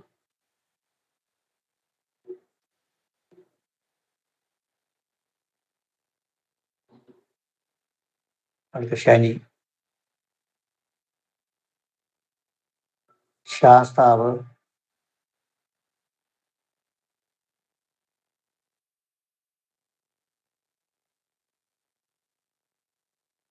വേട്ടയ്ക്കൊരു മകൻ, കിരാത ശിവൻ തുടങ്ങിയവരെ പറയാം.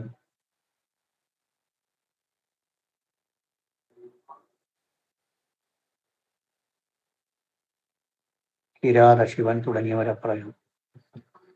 രാഹുവിനെ കൊണ്ട് സർപ്പദേവങ്ങളെ പറയണം.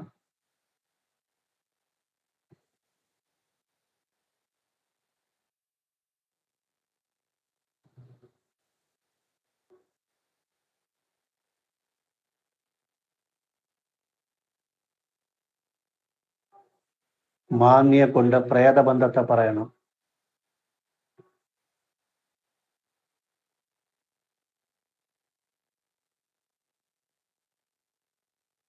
കേതുവിനെ കൊണ്ട് ചണ്ടാല ദൈവങ്ങളെ പറയാമെന്നാണ് പറയുന്നത്. ചണ്ടാല ദേവന്മാരെ പറയുന്നത്. അത് വേണമെങ്കിൽ എഴുതിക്കൊള്ളുക. ശരി, ഇനി നമുക്ക് പഠിക്കാം. ഇനി ഇവിടെ നോക്കുമ്പോൾ നമ്മളെ ഗ്രഹനിലയില് പെട്ടെന്ന് നോക്കി തീർക്കാം. ഈ ചന്ദ്രനെ കൊണ്ട് ആരെ പറയാം നോക്കണം. ചന്ദ്രൻ കേന്ദ്രം, ശിവനെ പറഞ്ഞു, വിഷ്ണുവിനെ പറഞ്ഞു. ബുധൻ കേന്ദ്രത്തിൽ നിൽക്കുന്നതുകൊണ്ട് വിഷ്ണുവിനെ പറഞ്ഞു. മഹാവിഷ്ണുവിന്റെ ചൈതന്യമുണ്ട്. സ്ഥിരരാശിയിൽ എത്രാമത്തെ ദ്രേക്കാണത്തിൽ നിൽക്കണം നോക്കണം. സ്ഥിരരാശിയിൽ ബുധൻ സ്ഥിരരാശിയിൽ 1-ഉം 2-ഉം ദ്രേക്ക് 3-ാം ദ്രേക്കാണമായിരുന്നാൽ മഹാവിഷ്ണു എന്ന് പറഞ്ഞു. സ്ഥിരരാശിയിൽ എത്രാമത്തെ ദ്രേക്കാണെന്ന് നോക്കി പറയണം. ബുധൻ നിൽക്കുന്നത് സ്ഥിരരാശിയിലാണ്. അത് എത്രാമത്തെ ദ്രേക്കാണെന്ന് നോക്കി പറയുന്നു.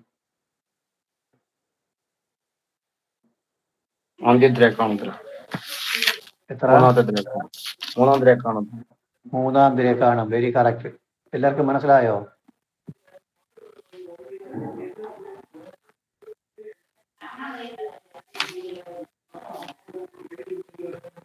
മനസ്സിലായോ? സ്ഥിരരാശിക്ക് വൃശ്ചികത്തിലാണ് നിൽക്കുന്നത്. വൃശ്ചിക സ്ഥിരരാശി. അപ്പോൾ നവാംശകം എവിടെ നിന്ന് എണ്ണി തുടങ്ങും?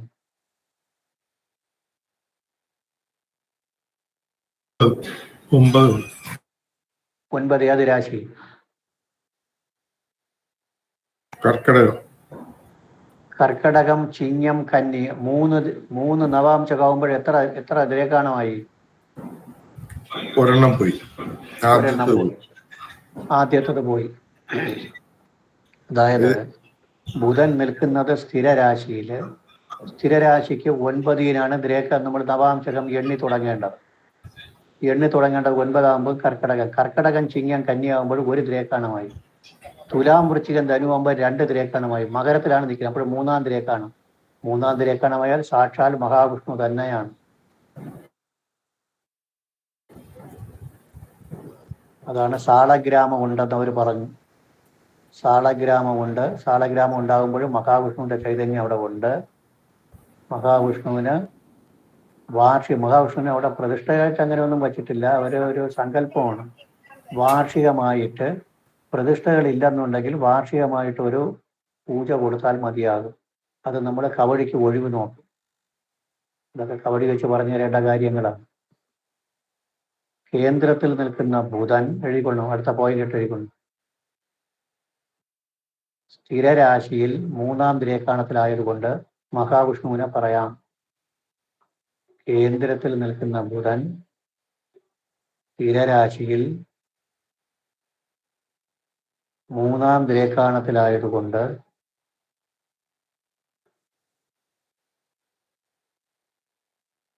മഹാവിഷ്ണുവിനെ പറയാം.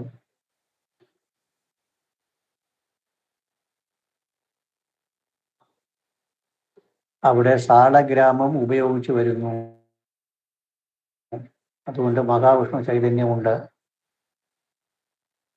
സാളഗ്രാമം ഉപയോഗത്തിലുണ്ട്. അതുകൊണ്ട് മഹാവിഷ്ണു ചൈതന്യമുണ്ട്.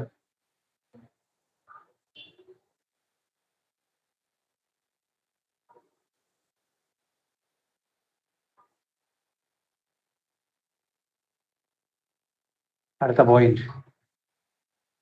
ചന്ദ്രൻ ക്ഷീണചന്ദ്രനായി വൃശ്ചികത്തിൽ നിൽക്കുന്നുണ്ട് ചാമുണ്ഡി. ചന്ദ്രൻ ക്ഷീണചന്ദ്രനായി വൃശ്ചികത്തിൽ നിൽക്കുന്നത് കൊണ്ട് ചാമുണ്ഡി. ഇനി ഈ ശിവനും ഒരു ദേവിയായിട്ട് ഇനി അടുത്ത് ഒന്നുകൂടി എഴുതിയിട്ട് എഴുതാം.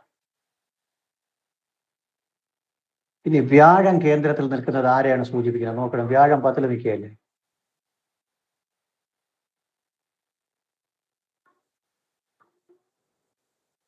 വ്യാഴം 10 നിൽക്കുകയല്ലേ.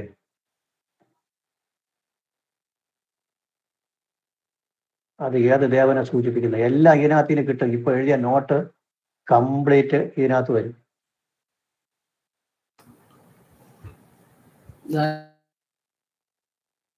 വ്യാഴം സർവേശ്വര കാരകത്വമാണ്.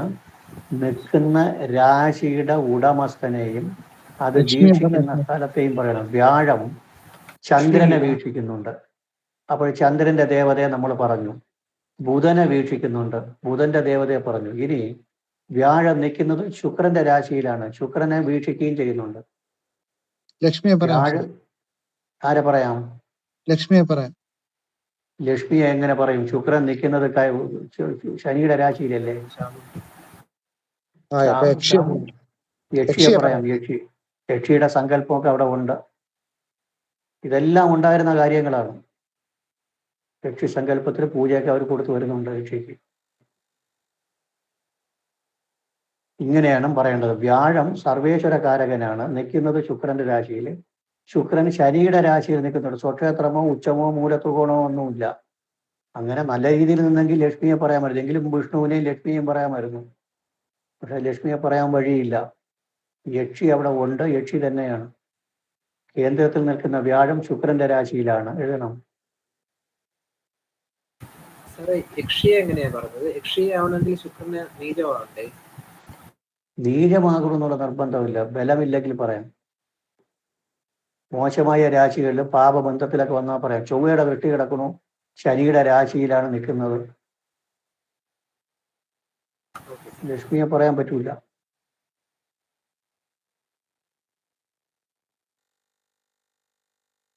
അതുപോലെ ബുധൻ നിൽക്കുന്നതും ചൊവ്വയുടെ രാശിയിലാണ്. സാറേ, അത് ആരൂഢത്തിൽ വെച്ച് നോക്കുകയാണെന്നുണ്ടെങ്കിൽ അത് യക്ഷിയായിട്ട് നമുക്ക് എടുക്കാൻ പറ്റില്ല. ഇതിന് കാര്യം രണ്ടാം ഭാവാധിപത്യമായ ശുക്രൻ 7ാം ഭാവാധിപത്യം വഹിച്ചിട്ട് ഗുളിക ഭവനാധിപത്യം വഹിച്ചിട്ട് നീചത്തിൽ നിൽക്കുന്ന കുജന്റെ ദൃഷ്ടിയിലാണ്. അതായത് ഈ ശുക്രന് പിന്നെ ഗുളിക ഭവനാധിപത്യം കൂടി ഉണ്ട്, ഒരു പ്രേത ബന്ധവും കൂടി ആ ശുക്രനുണ്ട്. അത് വേറെ വിഷയങ്ങളുണ്ട്, അത് നമ്മുടെ പിന്നെ പ്രശ്നാരൂഢത്തിൽ ക്ലിയർ ആയിട്ട് കിട്ടും. ശുക്രന്റെ രാശിയിൽ അത് പറയാനുണ്ട്. ശുക്രന്റെ രാശിയിൽ മാന്നി നിൽക്കുന്നു, രണ്ടിടത്തും ശുക്രന്റെ രാശിയിലാണ് മാന്നി നിൽക്കുന്നത്. അത് വേറെ ഒരു സാധനം അവിടെ ഉണ്ട്.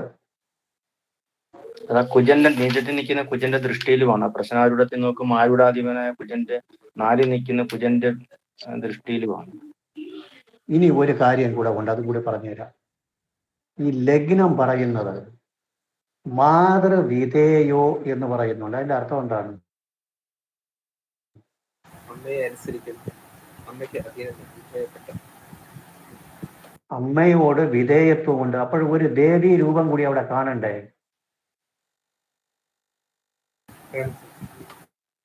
സ്ത്രീ ദ്വേഷി എന്നും കാണുന്നുണ്ട്. അപ്പോൾ ഒരു ഉപേക്ഷിച്ചതുപോലെ ഒരു അവസ്ഥ ഇല്ലേ അതിന്?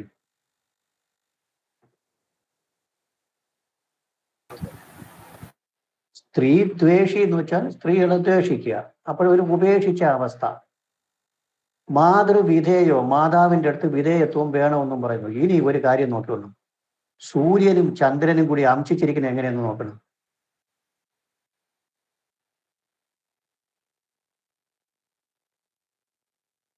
സൂര്യന്റെ അംശകാധിപൻ ചന്ദ്രൻ, ചന്ദ്രന്റെ അംശകാധിപൻ സൂര്യൻ.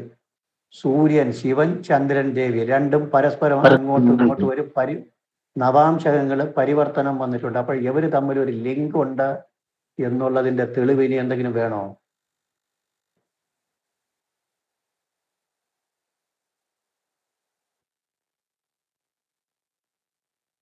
സൂര്യന്റെ നവാംശകാധിപനാര്? ചന്ദ്രൻ. ചന്ദ്രന്റെ നവാംശകാധിപനാര്? സൂര്യൻ. അപ്പൊ രണ്ടുപേരും തമ്മിൽ ഒരു അഡ്ജസ്റ്റ്മെന്റ് ഉണ്ട്. പിരിയാൻ കഴിയാത്ത രണ്ട് ദേവന്മാരും വളരെ കോമ്പിനേഷൻ ഉള്ളതാണ്. പിന്നെ അതൊന്ന് മാതൃവിധേയോ എന്ന് പറയുന്ന മാതാവിനോട് വിധേയത്വം വേണം. സ്ത്രീ ദ്വേഷി, അപ്പോഴെന്തൊക്കെ ഉപേക്ഷിച്ച് പോയ അവസ്ഥകളുണ്ട്. അവിടെ ഒന്നും നേരെ ചൊവ്വ പൂജകളും കാര്യമൊന്നും ചെയ്യുന്നില്ല. പിന്നെ ഉപേക്ഷിച്ച് പോയ ഒരു അവസ്ഥ ഉണ്ടായാലും ഉപേക്ഷിക്കരുതെന്നും പറയുന്നു. ബാക്കി നമ്മുടെ നമ്മുടെ പ്രശ്നാരൂഢത്തിൽ ബാക്കി കിട്ടും. നിങ്ങൾ പറഞ്ഞ പോലെ ആരൂഢാധിപൻ കേന്ദ്രത്തിൽ നിൽപ്പുണ്ട്, 4 നിൽപ്പുണ്ട്. അത് ശിവനും ഭദ്രയുമാണ്. അത് ഭദ്രയുടെ രൂപമാണ്. അവരുടെ ധർമ്മദൈവത്തെ അവര് ഉപേക്ഷിച്ചതായിട്ടുള്ള ഒരു ഉപേക്ഷിച്ചു. കാരണം 4ഉം 9ഉം ഒൻപതാം ഭാവതിക്ക് ബാധാബന്ധം വന്നാൽ ധർമ്മദേവതയെ ഉപേക്ഷിച്ചു. അത് തന്നെയാണ് ഇതൊക്കെ ഉണ്ടാവേണ്ട കാരണം. അത് തന്നെയാണ്. അത് നീചം ഭവിച്ച് 12 പോയി.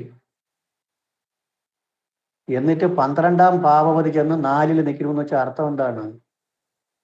ഭദ്രകാളിയെ ഉപേക്ഷിച്ചിട്ട് ചാമുണ്ടിയെ പൂജ ചെയ്യുന്നു.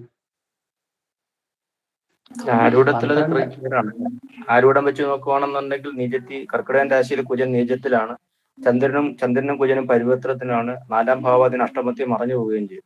അതിൽ വന്നപ്പോഴും അതാണ് നിങ്ങൾ പറഞ്ഞത് കറക്റ്റ്. അതിൽ വന്നപ്പം കറക്റ്റായി. ഇവിടെ ഈ ആരൂഢത്തിൽ ശ്രദ്ധിച്ചിരിക്കണം എല്ലാവരും. 12ാം ഭാവപതി എന്ന് 4 നിന്നിട്ട് 4ാം ഭാവപതിയെ അടിച്ച് 12 കളഞ്ഞു. 4 പരദേവത. പരദേവതയെ 12 തള്ളിയിട്ടിട്ട് 4ാം ഭാവപതി, പരദേവതയെ 12 പോയിട്ട് 4ാം ഭാവപതി എന്ത് ചെയ്തു? പരദേവതയെ 12 പോയിട്ട് 12ാം ഭാവപതി 4 വന്നു. അവിടെ നമ്മുടെ സ്വർണ്ണാരൂഢത്തിന് പകരം വെച്ചുള്ള ആരൂഢത്തിൽ ലഗ്നാധിപതി തന്നെ 4 പോയിട്ട് ആ ചന്ദ്രൻ അഷ്ടമത്തിൽ പോയി മറഞ്ഞു.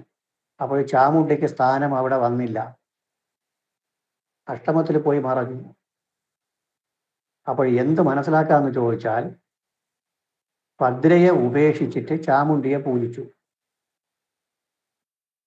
കാരണം ഇവിടെ 9ാം ഭാവവതിക്ക് ബാധാബന്ധം വന്നാൽ മുൻപൊരു ദേവനെ ആരാധിച്ചിരുന്നു എന്നും ആ ദേവനെ ഉപേക്ഷിച്ചുവെന്നും ആ ദേവന്റെ കോപമുണ്ടെന്നും അതിനെ വീണ്ടും ഉപയോഗിക്കണമെന്നും പറയാം. ശരി തന്നെ.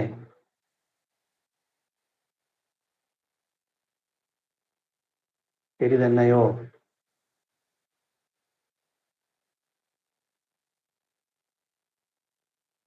ശരി. എന്താ പറയുന്നത്? ശരിയാണോന്ന്? ശരിയാണ് സർ. അതായത് അവിടെ 4 9 4 പരദേവത 9 ഇഷ്ടദേവത.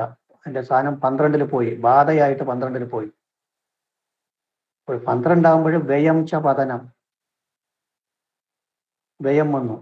അതിന്റെ കോപമുണ്ട്, ബാധയായിട്ട് 9 ബാധ കോപമുണ്ട്. അത് സ്വർണ്ണാരൂഢത്തിൽ വന്നപ്പോൾ അത് കറക്റ്റായിട്ട് കേന്ദ്രത്തിൽ വരികയും ചെയ്തു. അപ്പോഴതിന്റെ പ്രസൻസ് അവിടെ ഉണ്ട്. അതാണ് നിങ്ങൾ പറഞ്ഞത്, അതാണ് ഞാൻ പറഞ്ഞപ്പോഴേ ശ്രദ്ധിച്ചു, കറക്റ്റായിട്ട് വന്നു. ഇനി ചന്ദ്രൻ, നമ്മുടെ ക്രിസ്ത്യ സമയത്ത് ചന്ദ്രൻ കേന്ദ്രത്തിൽ വന്നു, അവിടെ പോയപ്പോൾ അഷ്ടമത്തിൽ പോയി മറന്നു. അപ്പോൾ ചാമുണ്ടിക്ക് കൊടുത്തുകൊണ്ടിരിക്കുന്നു എന്ന് പറയുമ്പോൾ ഇനി ഉപേക്ഷിക്കാൻ പറ്റൂല. പക്ഷെ ഭദ്രയെ കൂടി കണക്കിലെടുത്തും, പരദേവതയുടെ സ്ഥാനം ഭദ്രയാണ്, ഭദ്രയെ കൂടി കണക്കിലെടുക്കണം.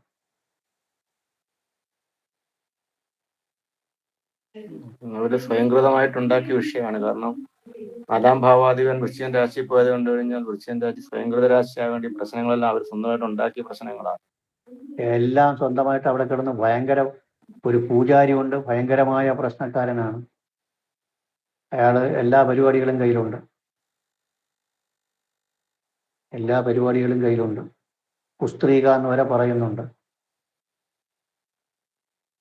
ഈ കുസ്ത്രീക എന്ന് പറയുമ്പോൾ ഒരു ഇടയ്ക്ക് വന്ന ഒരു അറിവാണ്, അതൊന്ന് അറിഞ്ഞിരിക്കണം എല്ലാവരും. ഇന്നത്തെ കാലഘട്ടം കൂടി നമ്മൾ ഇതിനകത്ത് ഇംപ്ലിമെന്റ് ചെയ്യണം. ഇപ്പോൾ സ്ത്രീ വിഷയങ്ങളുമായിട്ട് ബന്ധപ്പെട്ട് സ്ത്രീകളകത്ത് പ്രവേശിക്കുക അങ്ങനെ വേണമെന്നുള്ള നിർബന്ധമില്ല. ഒരു കുട്ടി, ഒരു 18 20 വയസ്സായ പയ്യനോ അല്ലെങ്കിൽ ഒരു പെൺകുട്ടിയോ പയ്യനോ ആരെങ്കിലും ക്ഷേത്രത്തിനകത്ത് വെച്ച് മൊബൈലിൽ തോണ്ടി ആവശ്യമില്ലാത്ത രംഗങ്ങൾ കണ്ട് രസിച്ചിരുന്നാൽ പോലെ, എൻ്റെ ഒരു അഭിപ്രായമാണ്. യൂട്യൂബ് നോക്കി ക്ഷേത്രത്തിനകത്ത് രസിച്ചിരിക്കുകയാണ്, രസം പിടിച്ചിരിക്കുകയാണ്. ആവശ്യമില്ലാത്ത രംഗങ്ങൾ കണ്ടിരുന്ന് അത് രസിച്ചിരുന്നാലും പോരെ എന്ന് ചോദിച്ചു.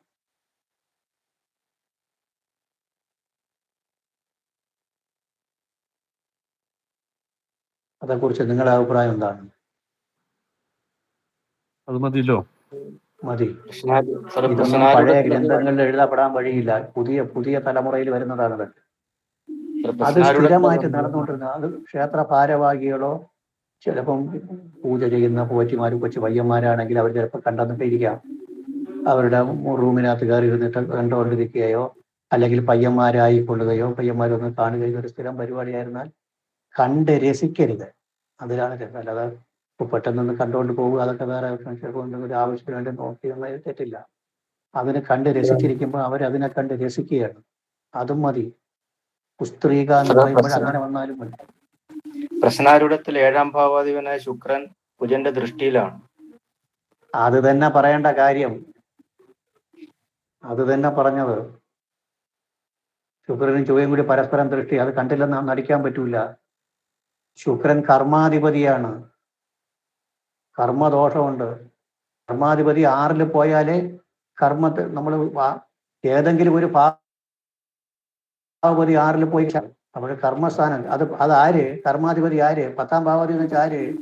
പൂജാരി തന്നെ ചെയ്തായിരിക്കാം സാറേ. പൂജാരി തന്നെ. അത് തന്നെ ഞാൻ പറയാൻ കാര്യം. പൂജാരിക്ക് ഇങ്ങനെ വന്നാലും മതിയല്ലോ എന്നാണ് ഞാൻ ചോദിച്ചത്. പൂജാരി കുഴപ്പമാണ്, ഇതും ഒരു കുഴപ്പമാണ് അവിടെ. 10-ാം ഭാവതി പൂജാരി. ശനിയുടെ രാശിയിൽ ശുക്രൻ നിന്നാൽ തന്നെ കുഴപ്പമാണ്. അതിനെന്തോന്നാണ് പറയുന്നത്? ശനിയുടെ രാശിയിൽ ശുക്രൻ നിന്നാൽ എന്ത് പറയും?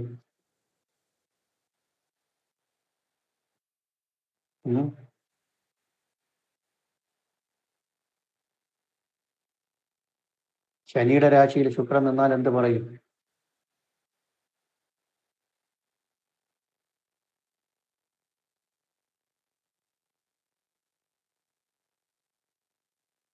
വർജ്യ സ്ത്രീഷോ ന ഭഗവിവോ പൂരിപാര്യ വൃക്ഷസ്തേ ഖ്യാതോ സ്വച്ഛ ഗണപുര ഗ്രാമ അഗ്നിസ്മികസ്തേ അനാര്യോ വിസുഖ.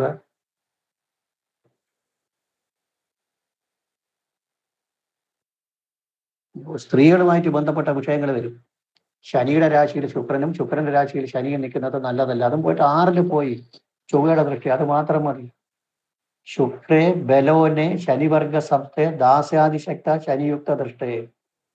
ശനിയുടെ രാശിയിൽ വന്നു, ചൊവ്വയുടെ ദൃഷ്ടിയിലും വന്നു. അത് 10ാം ഭാവപതിയാണ്. അവിടെയൊക്കെ കുഴപ്പമുണ്ട്. ഇനി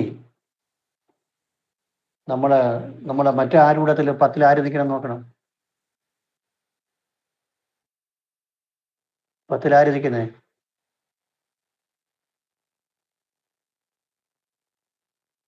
ഒന്ന് പെട്ടെന്ന് എടുത്ത് നോക്കണം. ശുക്രൻ ശുക്രനാണ് 10ൽ നിൽക്കുന്നത്, ശനിയുടെ രാശി. 10ാം ഭാവപതി ബാധയായി. ഈ 2 സ്ഥലത്തും ചൊവ്വയുടെ ദൃഷ്ടിയുണ്ട്, ആരൂഢാധിപന്റെ ദൃഷ്ടിയുണ്ട്. അത് ലഗ്നേശ സംബന്ധ തത്പാവ അനുഭവ സ്മൃത. ലഗ്നാധിപൻ എവിടെ നിൽക്കുന്നു, എവിടെ നോക്കുന്നു, അതൊക്കെ പിടിച്ചോളണം. ലഗ്നാധിപൻ 10ാം ഭാവത്തില് നോക്കുന്നുണ്ട്, 10ാം ഭാവാധിപനെ നോക്കുന്നുണ്ട്. അപ്പോൾ ആ ഭാവമൊക്കെ അനുഭവത്തിലുണ്ടെന്നർത്ഥം. അവിടെ തന്നെ കുഴപ്പം കിടക്കുന്നത്. ഇത് പഠിച്ചു വരുമ്പോൾ നമ്മൾ പ്രശ്നം ക്ലിയർ ആയിട്ട് പഠിക്കണമെങ്കിൽ ദേവകാര്യങ്ങൾ കൂടെ പഠിച്ചാലേ പ്രശ്നം ക്ലിയർ ആവുള്ളൂ. അതിൽ കംപ്ലീറ്റ് ഡീപ്പ് അനലൈസിങ് ആണ്, ഡീപ്പ് സ്റ്റഡിയാണ്. അതൊരു 10-25 പ്രശ്നം ഇട്ട് പഠിച്ചു കഴിഞ്ഞാൽ നിങ്ങൾക്ക് കുടുംബ പ്രശ്നം വയ്ക്കാൻ നിഷ്പ്രയാസം കഴിയും. അങ്ങനെ പഠിച്ചാലേ പറ്റുള്ളൂ.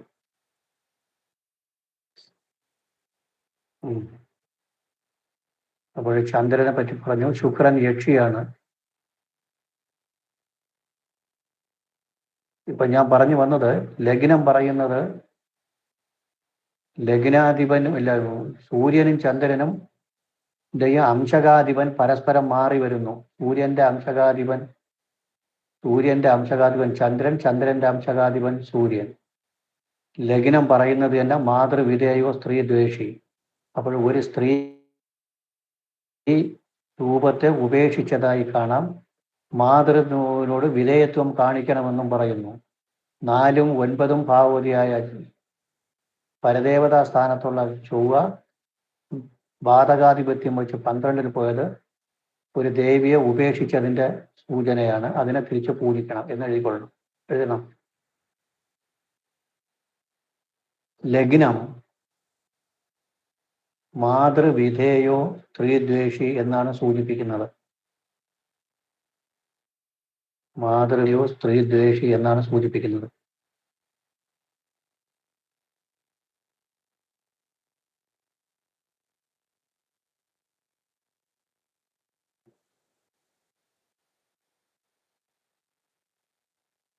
ചൊവ്വ 4ഉം 9ഉം ഭാവവത്യം വഹിച്ച് ബാധകാധിപനായി 12ൽ പോയി. ചൊവ്വ 4ഉം 9ഉം ഭാവവത്യം വഹിച്ച് ബാധകാധിപനായി 12ൽ പോയി.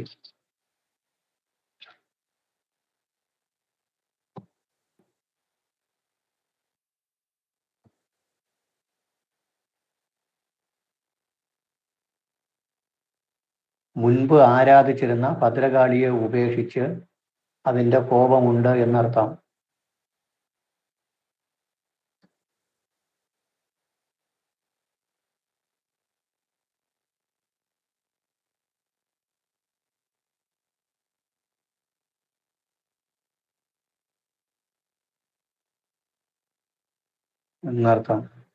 പ്രശ്ന ആരൂഢത്തിൽ ചൊവ്വ ലഗ്നാധിപനായി കേന്ദ്രത്തിൽ നിൽക്കുന്നത്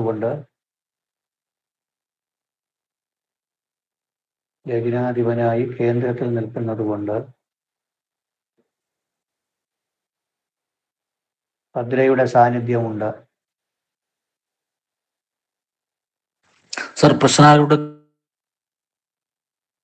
ആരൂഢാധിപനായി ചൊവ്വ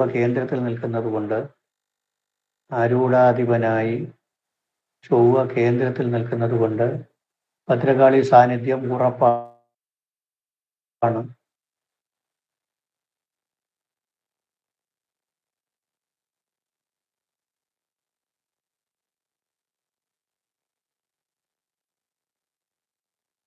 ഇതിനെ ആരാധിക്കണം.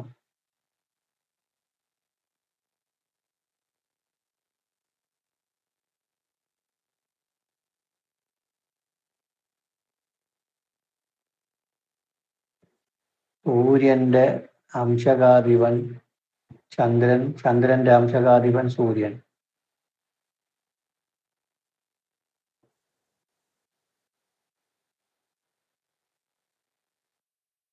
സ്ത്രീദ്വേഷി എന്നാണ് ലഗ്നം പറയുന്നത്. സ്ത്രീദ്വേഷി എന്നാണ് ലഗ്നം പറയുന്നത്.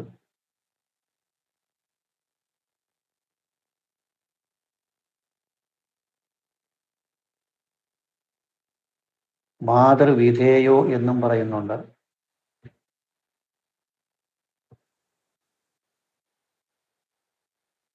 മാതൃസ്ഥാനത്ത് ഒരു ദേവിയോട്,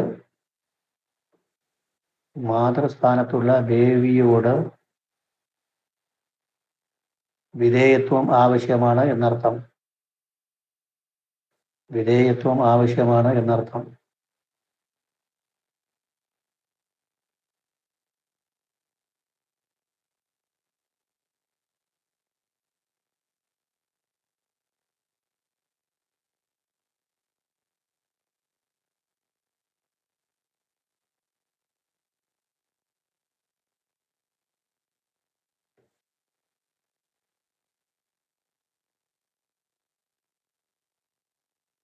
കൂടാതെ വൃശ്ചികത്തിലെ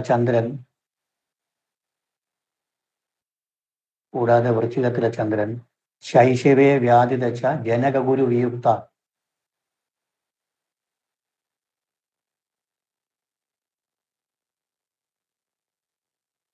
ക്രൂരചേഷ്ട,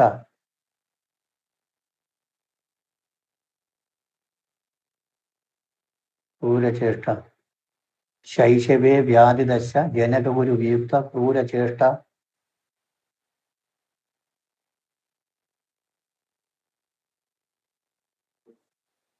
നരപതികുല പൂജ്യേ,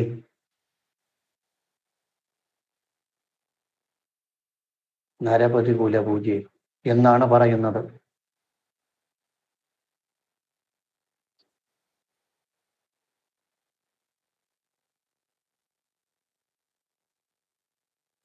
സാർ, അവിടെ നിവേദ്യത്തിൽ വല്ല മത്സ്യത്തിന്റെ സാന്നിധ്യം വല്ലതും ഉണ്ടായിട്ടുണ്ട്?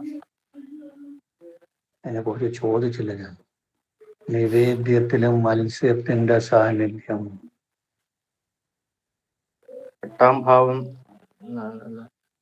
ആ പ്രശ്നാരൂഢത്തിന്റെ 8ാം ഭാവത്തിൽ ചന്ദ്രൻ നിൽക്കുന്നതും, ചന്ദ്രന്റെ വൃശ്ചികൻ രാശി ചഷ കൊലശ കഖാങ്ക ചന്നപാപം അളിജാത എന്ന് പറയുന്നുണ്ട്. അത് പറഞ്ഞിട്ട് ആ മദ്യം പടമ്പിയ കൂട്ടത്തില് വല്ല മീൻകറിയോ വല്ലോ ഒക്കെ അവിടെ ശശകുലിശം, ശഖകാങ്ക, ചഷം മത്സ്യരേഖ, മത്സ്യരേഖ എന്നൊരു വാക്ക് അവിടെ വരുന്നുണ്ട്, അതല്ലേ? അതുകൊണ്ട് ചോദിച്ചു. അത് മാത്രമല്ല വേറെയും ഒരു കാര്യമുണ്ട്. അത് ഒരു കാര്യം, മീനൻ രാശിയാണ് മഹാനിവേദ്യ സ്ഥാനം. ഞാൻ പ്രശ്നാരൂഢം വെച്ചാ സാർ, ആരൂഢത്തിന്റെ വെച്ചാ ഞാൻ നോക്കിയത് സാർ. ആരൂഢത്തിന്റെ അഷ്ടമം മഹാനിവേദ്യത്തിന്റെ സ്ഥാനത്താണ് അത് വരുന്നത്. പറയാം ധൈര്യമായിട്ട്. അത് നമ്മൾ ഇതുപോലെ സമർത്ഥിച്ച് പറയണം. അവിടെയാണ് നമ്മൾ ആ കഴിവെന്ന് പറയുന്നത്. സമർത്ഥിച്ച് ശ്ലോകത്തിനെ കോട്ട് ചെയ്ത് സമർത്ഥിച്ച് പറഞ്ഞത് തന്നെ. അവിടെ ഉറച്ചങ്ങ് നിൽക്കണം. അത്രയും, അതത്രയേ ഉള്ളൂ. അല്ല വേറെ ആരും ഒന്നും കൂടുതൽ പഠിച്ചുകൊണ്ടൊന്നും വരുന്നതല്ല. ധൈര്യമായിട്ട് പറയാം. നമ്മൾ ഒരു പ്രമാണത്തിനെ ബേസ് ചെയ്ത് ഇപ്പൊ പറഞ്ഞ പ്രമാണം മതി. ഇത്രയും ആവശ്യമേ ഉള്ളൂ.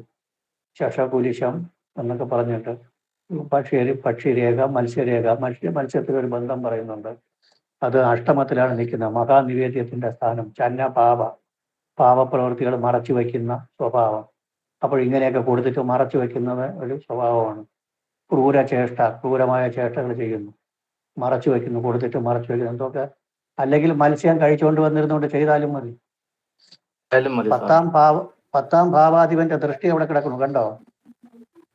അതെ, അതാണ് ഞാൻ മുമ്പ് സാറിനോട് പറഞ്ഞത്. അപ്പോൾ ഈ തിരുമേ അവിടെ കർമ്മം ചെയ്യുന്ന ആൾ എന്തൊക്കെയോ പ്രശ്നങ്ങൾ ഉണ്ടാക്കുന്നു. എന്ന് പറയുന്നത് ബുധന്റെ അവിടെ കർമാധിപന്റെ ശനി നോക്കുന്നു. അത് മാത്രമല്ല, ബുധനും ശനിയും കൂടി ബന്ധപ്പെടുമ്പോൾ ക്വാളിറ്റി ഇല്ലായ്മ എല്ലാം അതിനകത്ത് വരുന്നുണ്ട്. ഈ സമർത്ഥിച്ച് പറഞ്ഞുകൊണ്ടാകും. വിഷഭക്ഷണം ഉണ്ടാകാനുള്ള കാര്യം ഈ കർമ്മത്തിലുള്ള അപജയങ്ങളാണോ സാറേ?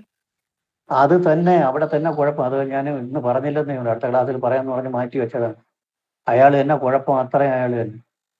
അയാൾ ആളുകളെ പേടിപ്പെടുത്തി വിരട്ടി നിർത്തിയിരിക്കുക. ഞാൻ അത് ചെയ്ത് കളയും, ഇത് ചെയ്ത് കളയും, എനിക്ക് അതറിയാം, ഇതറിയാം, ദുർമൂർത്തികൾ എൻ്റെ കയ്യിലുണ്ട്, ഞാൻ ഒന്നും അതുകൊണ്ട് വിരട്ടി അവരെ ഇതൊക്കെ ചെയ്ത് ഉറക്കി വെച്ചിട്ടുണ്ട്. 10 തന്നെ ബാധയായി. ആ ബാധകാധിപൻ അവിടെ 8 ദൃഷ്ടി കിടക്കുന്നു. ബുധനും കൂടി നിൽക്കുമ്പോൾ എന്തോന്ന്, ബുധനും ശനിയായിട്ട് ബന്ധപ്പെട്ടാൽ മൃദുന മായാപ്പെടില്ലെങ്കിൽ പരവഞ്ചന.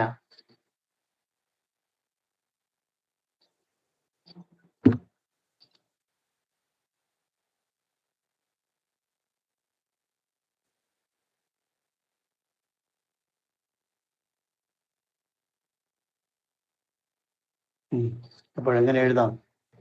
ഇപ്പൊ എന്താ എഴുതിയ?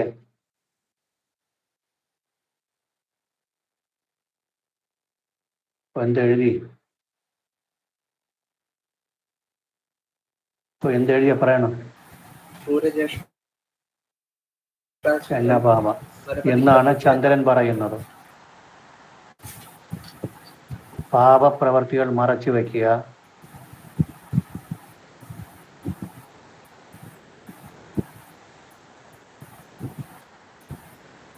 പാപപ്രവർത്തികൾ മറച്ചു വയ്ക്കുക,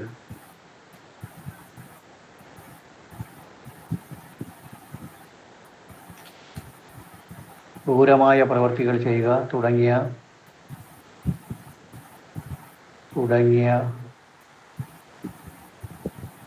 ദോഷ സൂചനകൾ അവിടെ ഉണ്ട്.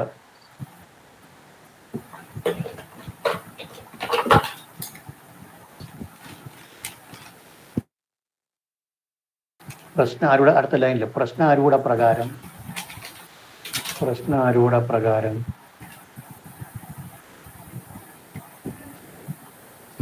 അഷ്ടമത്തിൽ നിൽക്കുന്ന ചന്ദ്രനെയും ബുധനെയും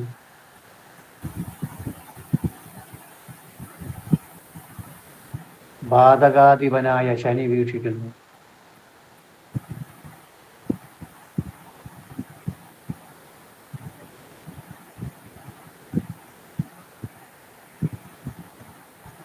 ബാധകാധിപനായ ശനി വീക്ഷിക്കുന്നു. ശനി 10ാം ഭാവപതിയാണ്, ക്ഷേത്ര പൂജകനാണ്. ശനി 10ാം ഭാവപതിയാണ്, ക്ഷേത്ര പൂജകനാണ്.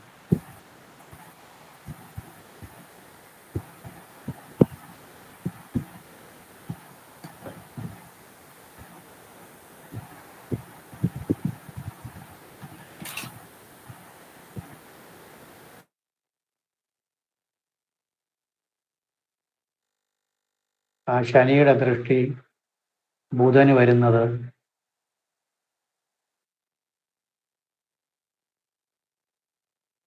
മായാപടു എന്ന ദുര്യോഗമാണ്.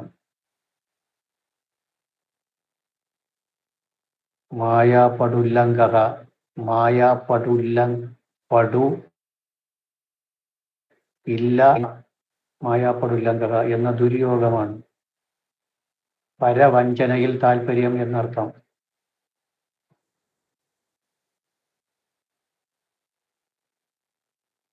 പരവഞ്ചനയിൽ താല്പര്യം എന്നർത്ഥം.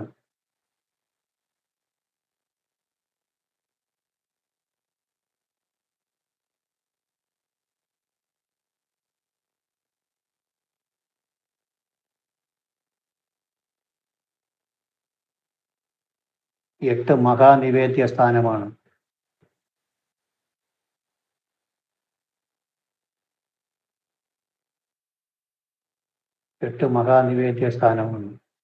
മഹാനിവേദ്യത്തിൽ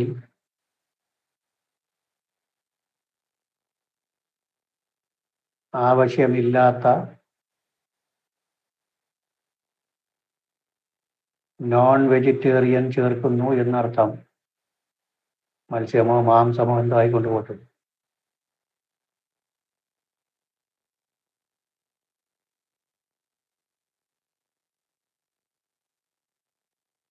മത്സ്യം പോലുള്ളവ ചേർക്കുന്നു എന്നർത്ഥം എഴുതിയാലും മതി.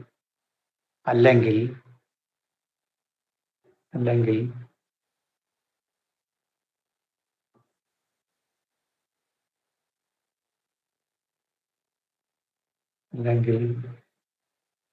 നോൺ വെജിറ്റേറിയൻ ഫുഡ് കഴിക്കുന്ന ആളായിരുന്നാലും മതി, അല്ലെങ്കിൽ പോറ്റി അല്ലെങ്കിൽ പൂജകൻ നോൺ വെജിറ്റേറിയൻ ഫുഡ് കഴിക്കുന്ന ആളായാലും മതി.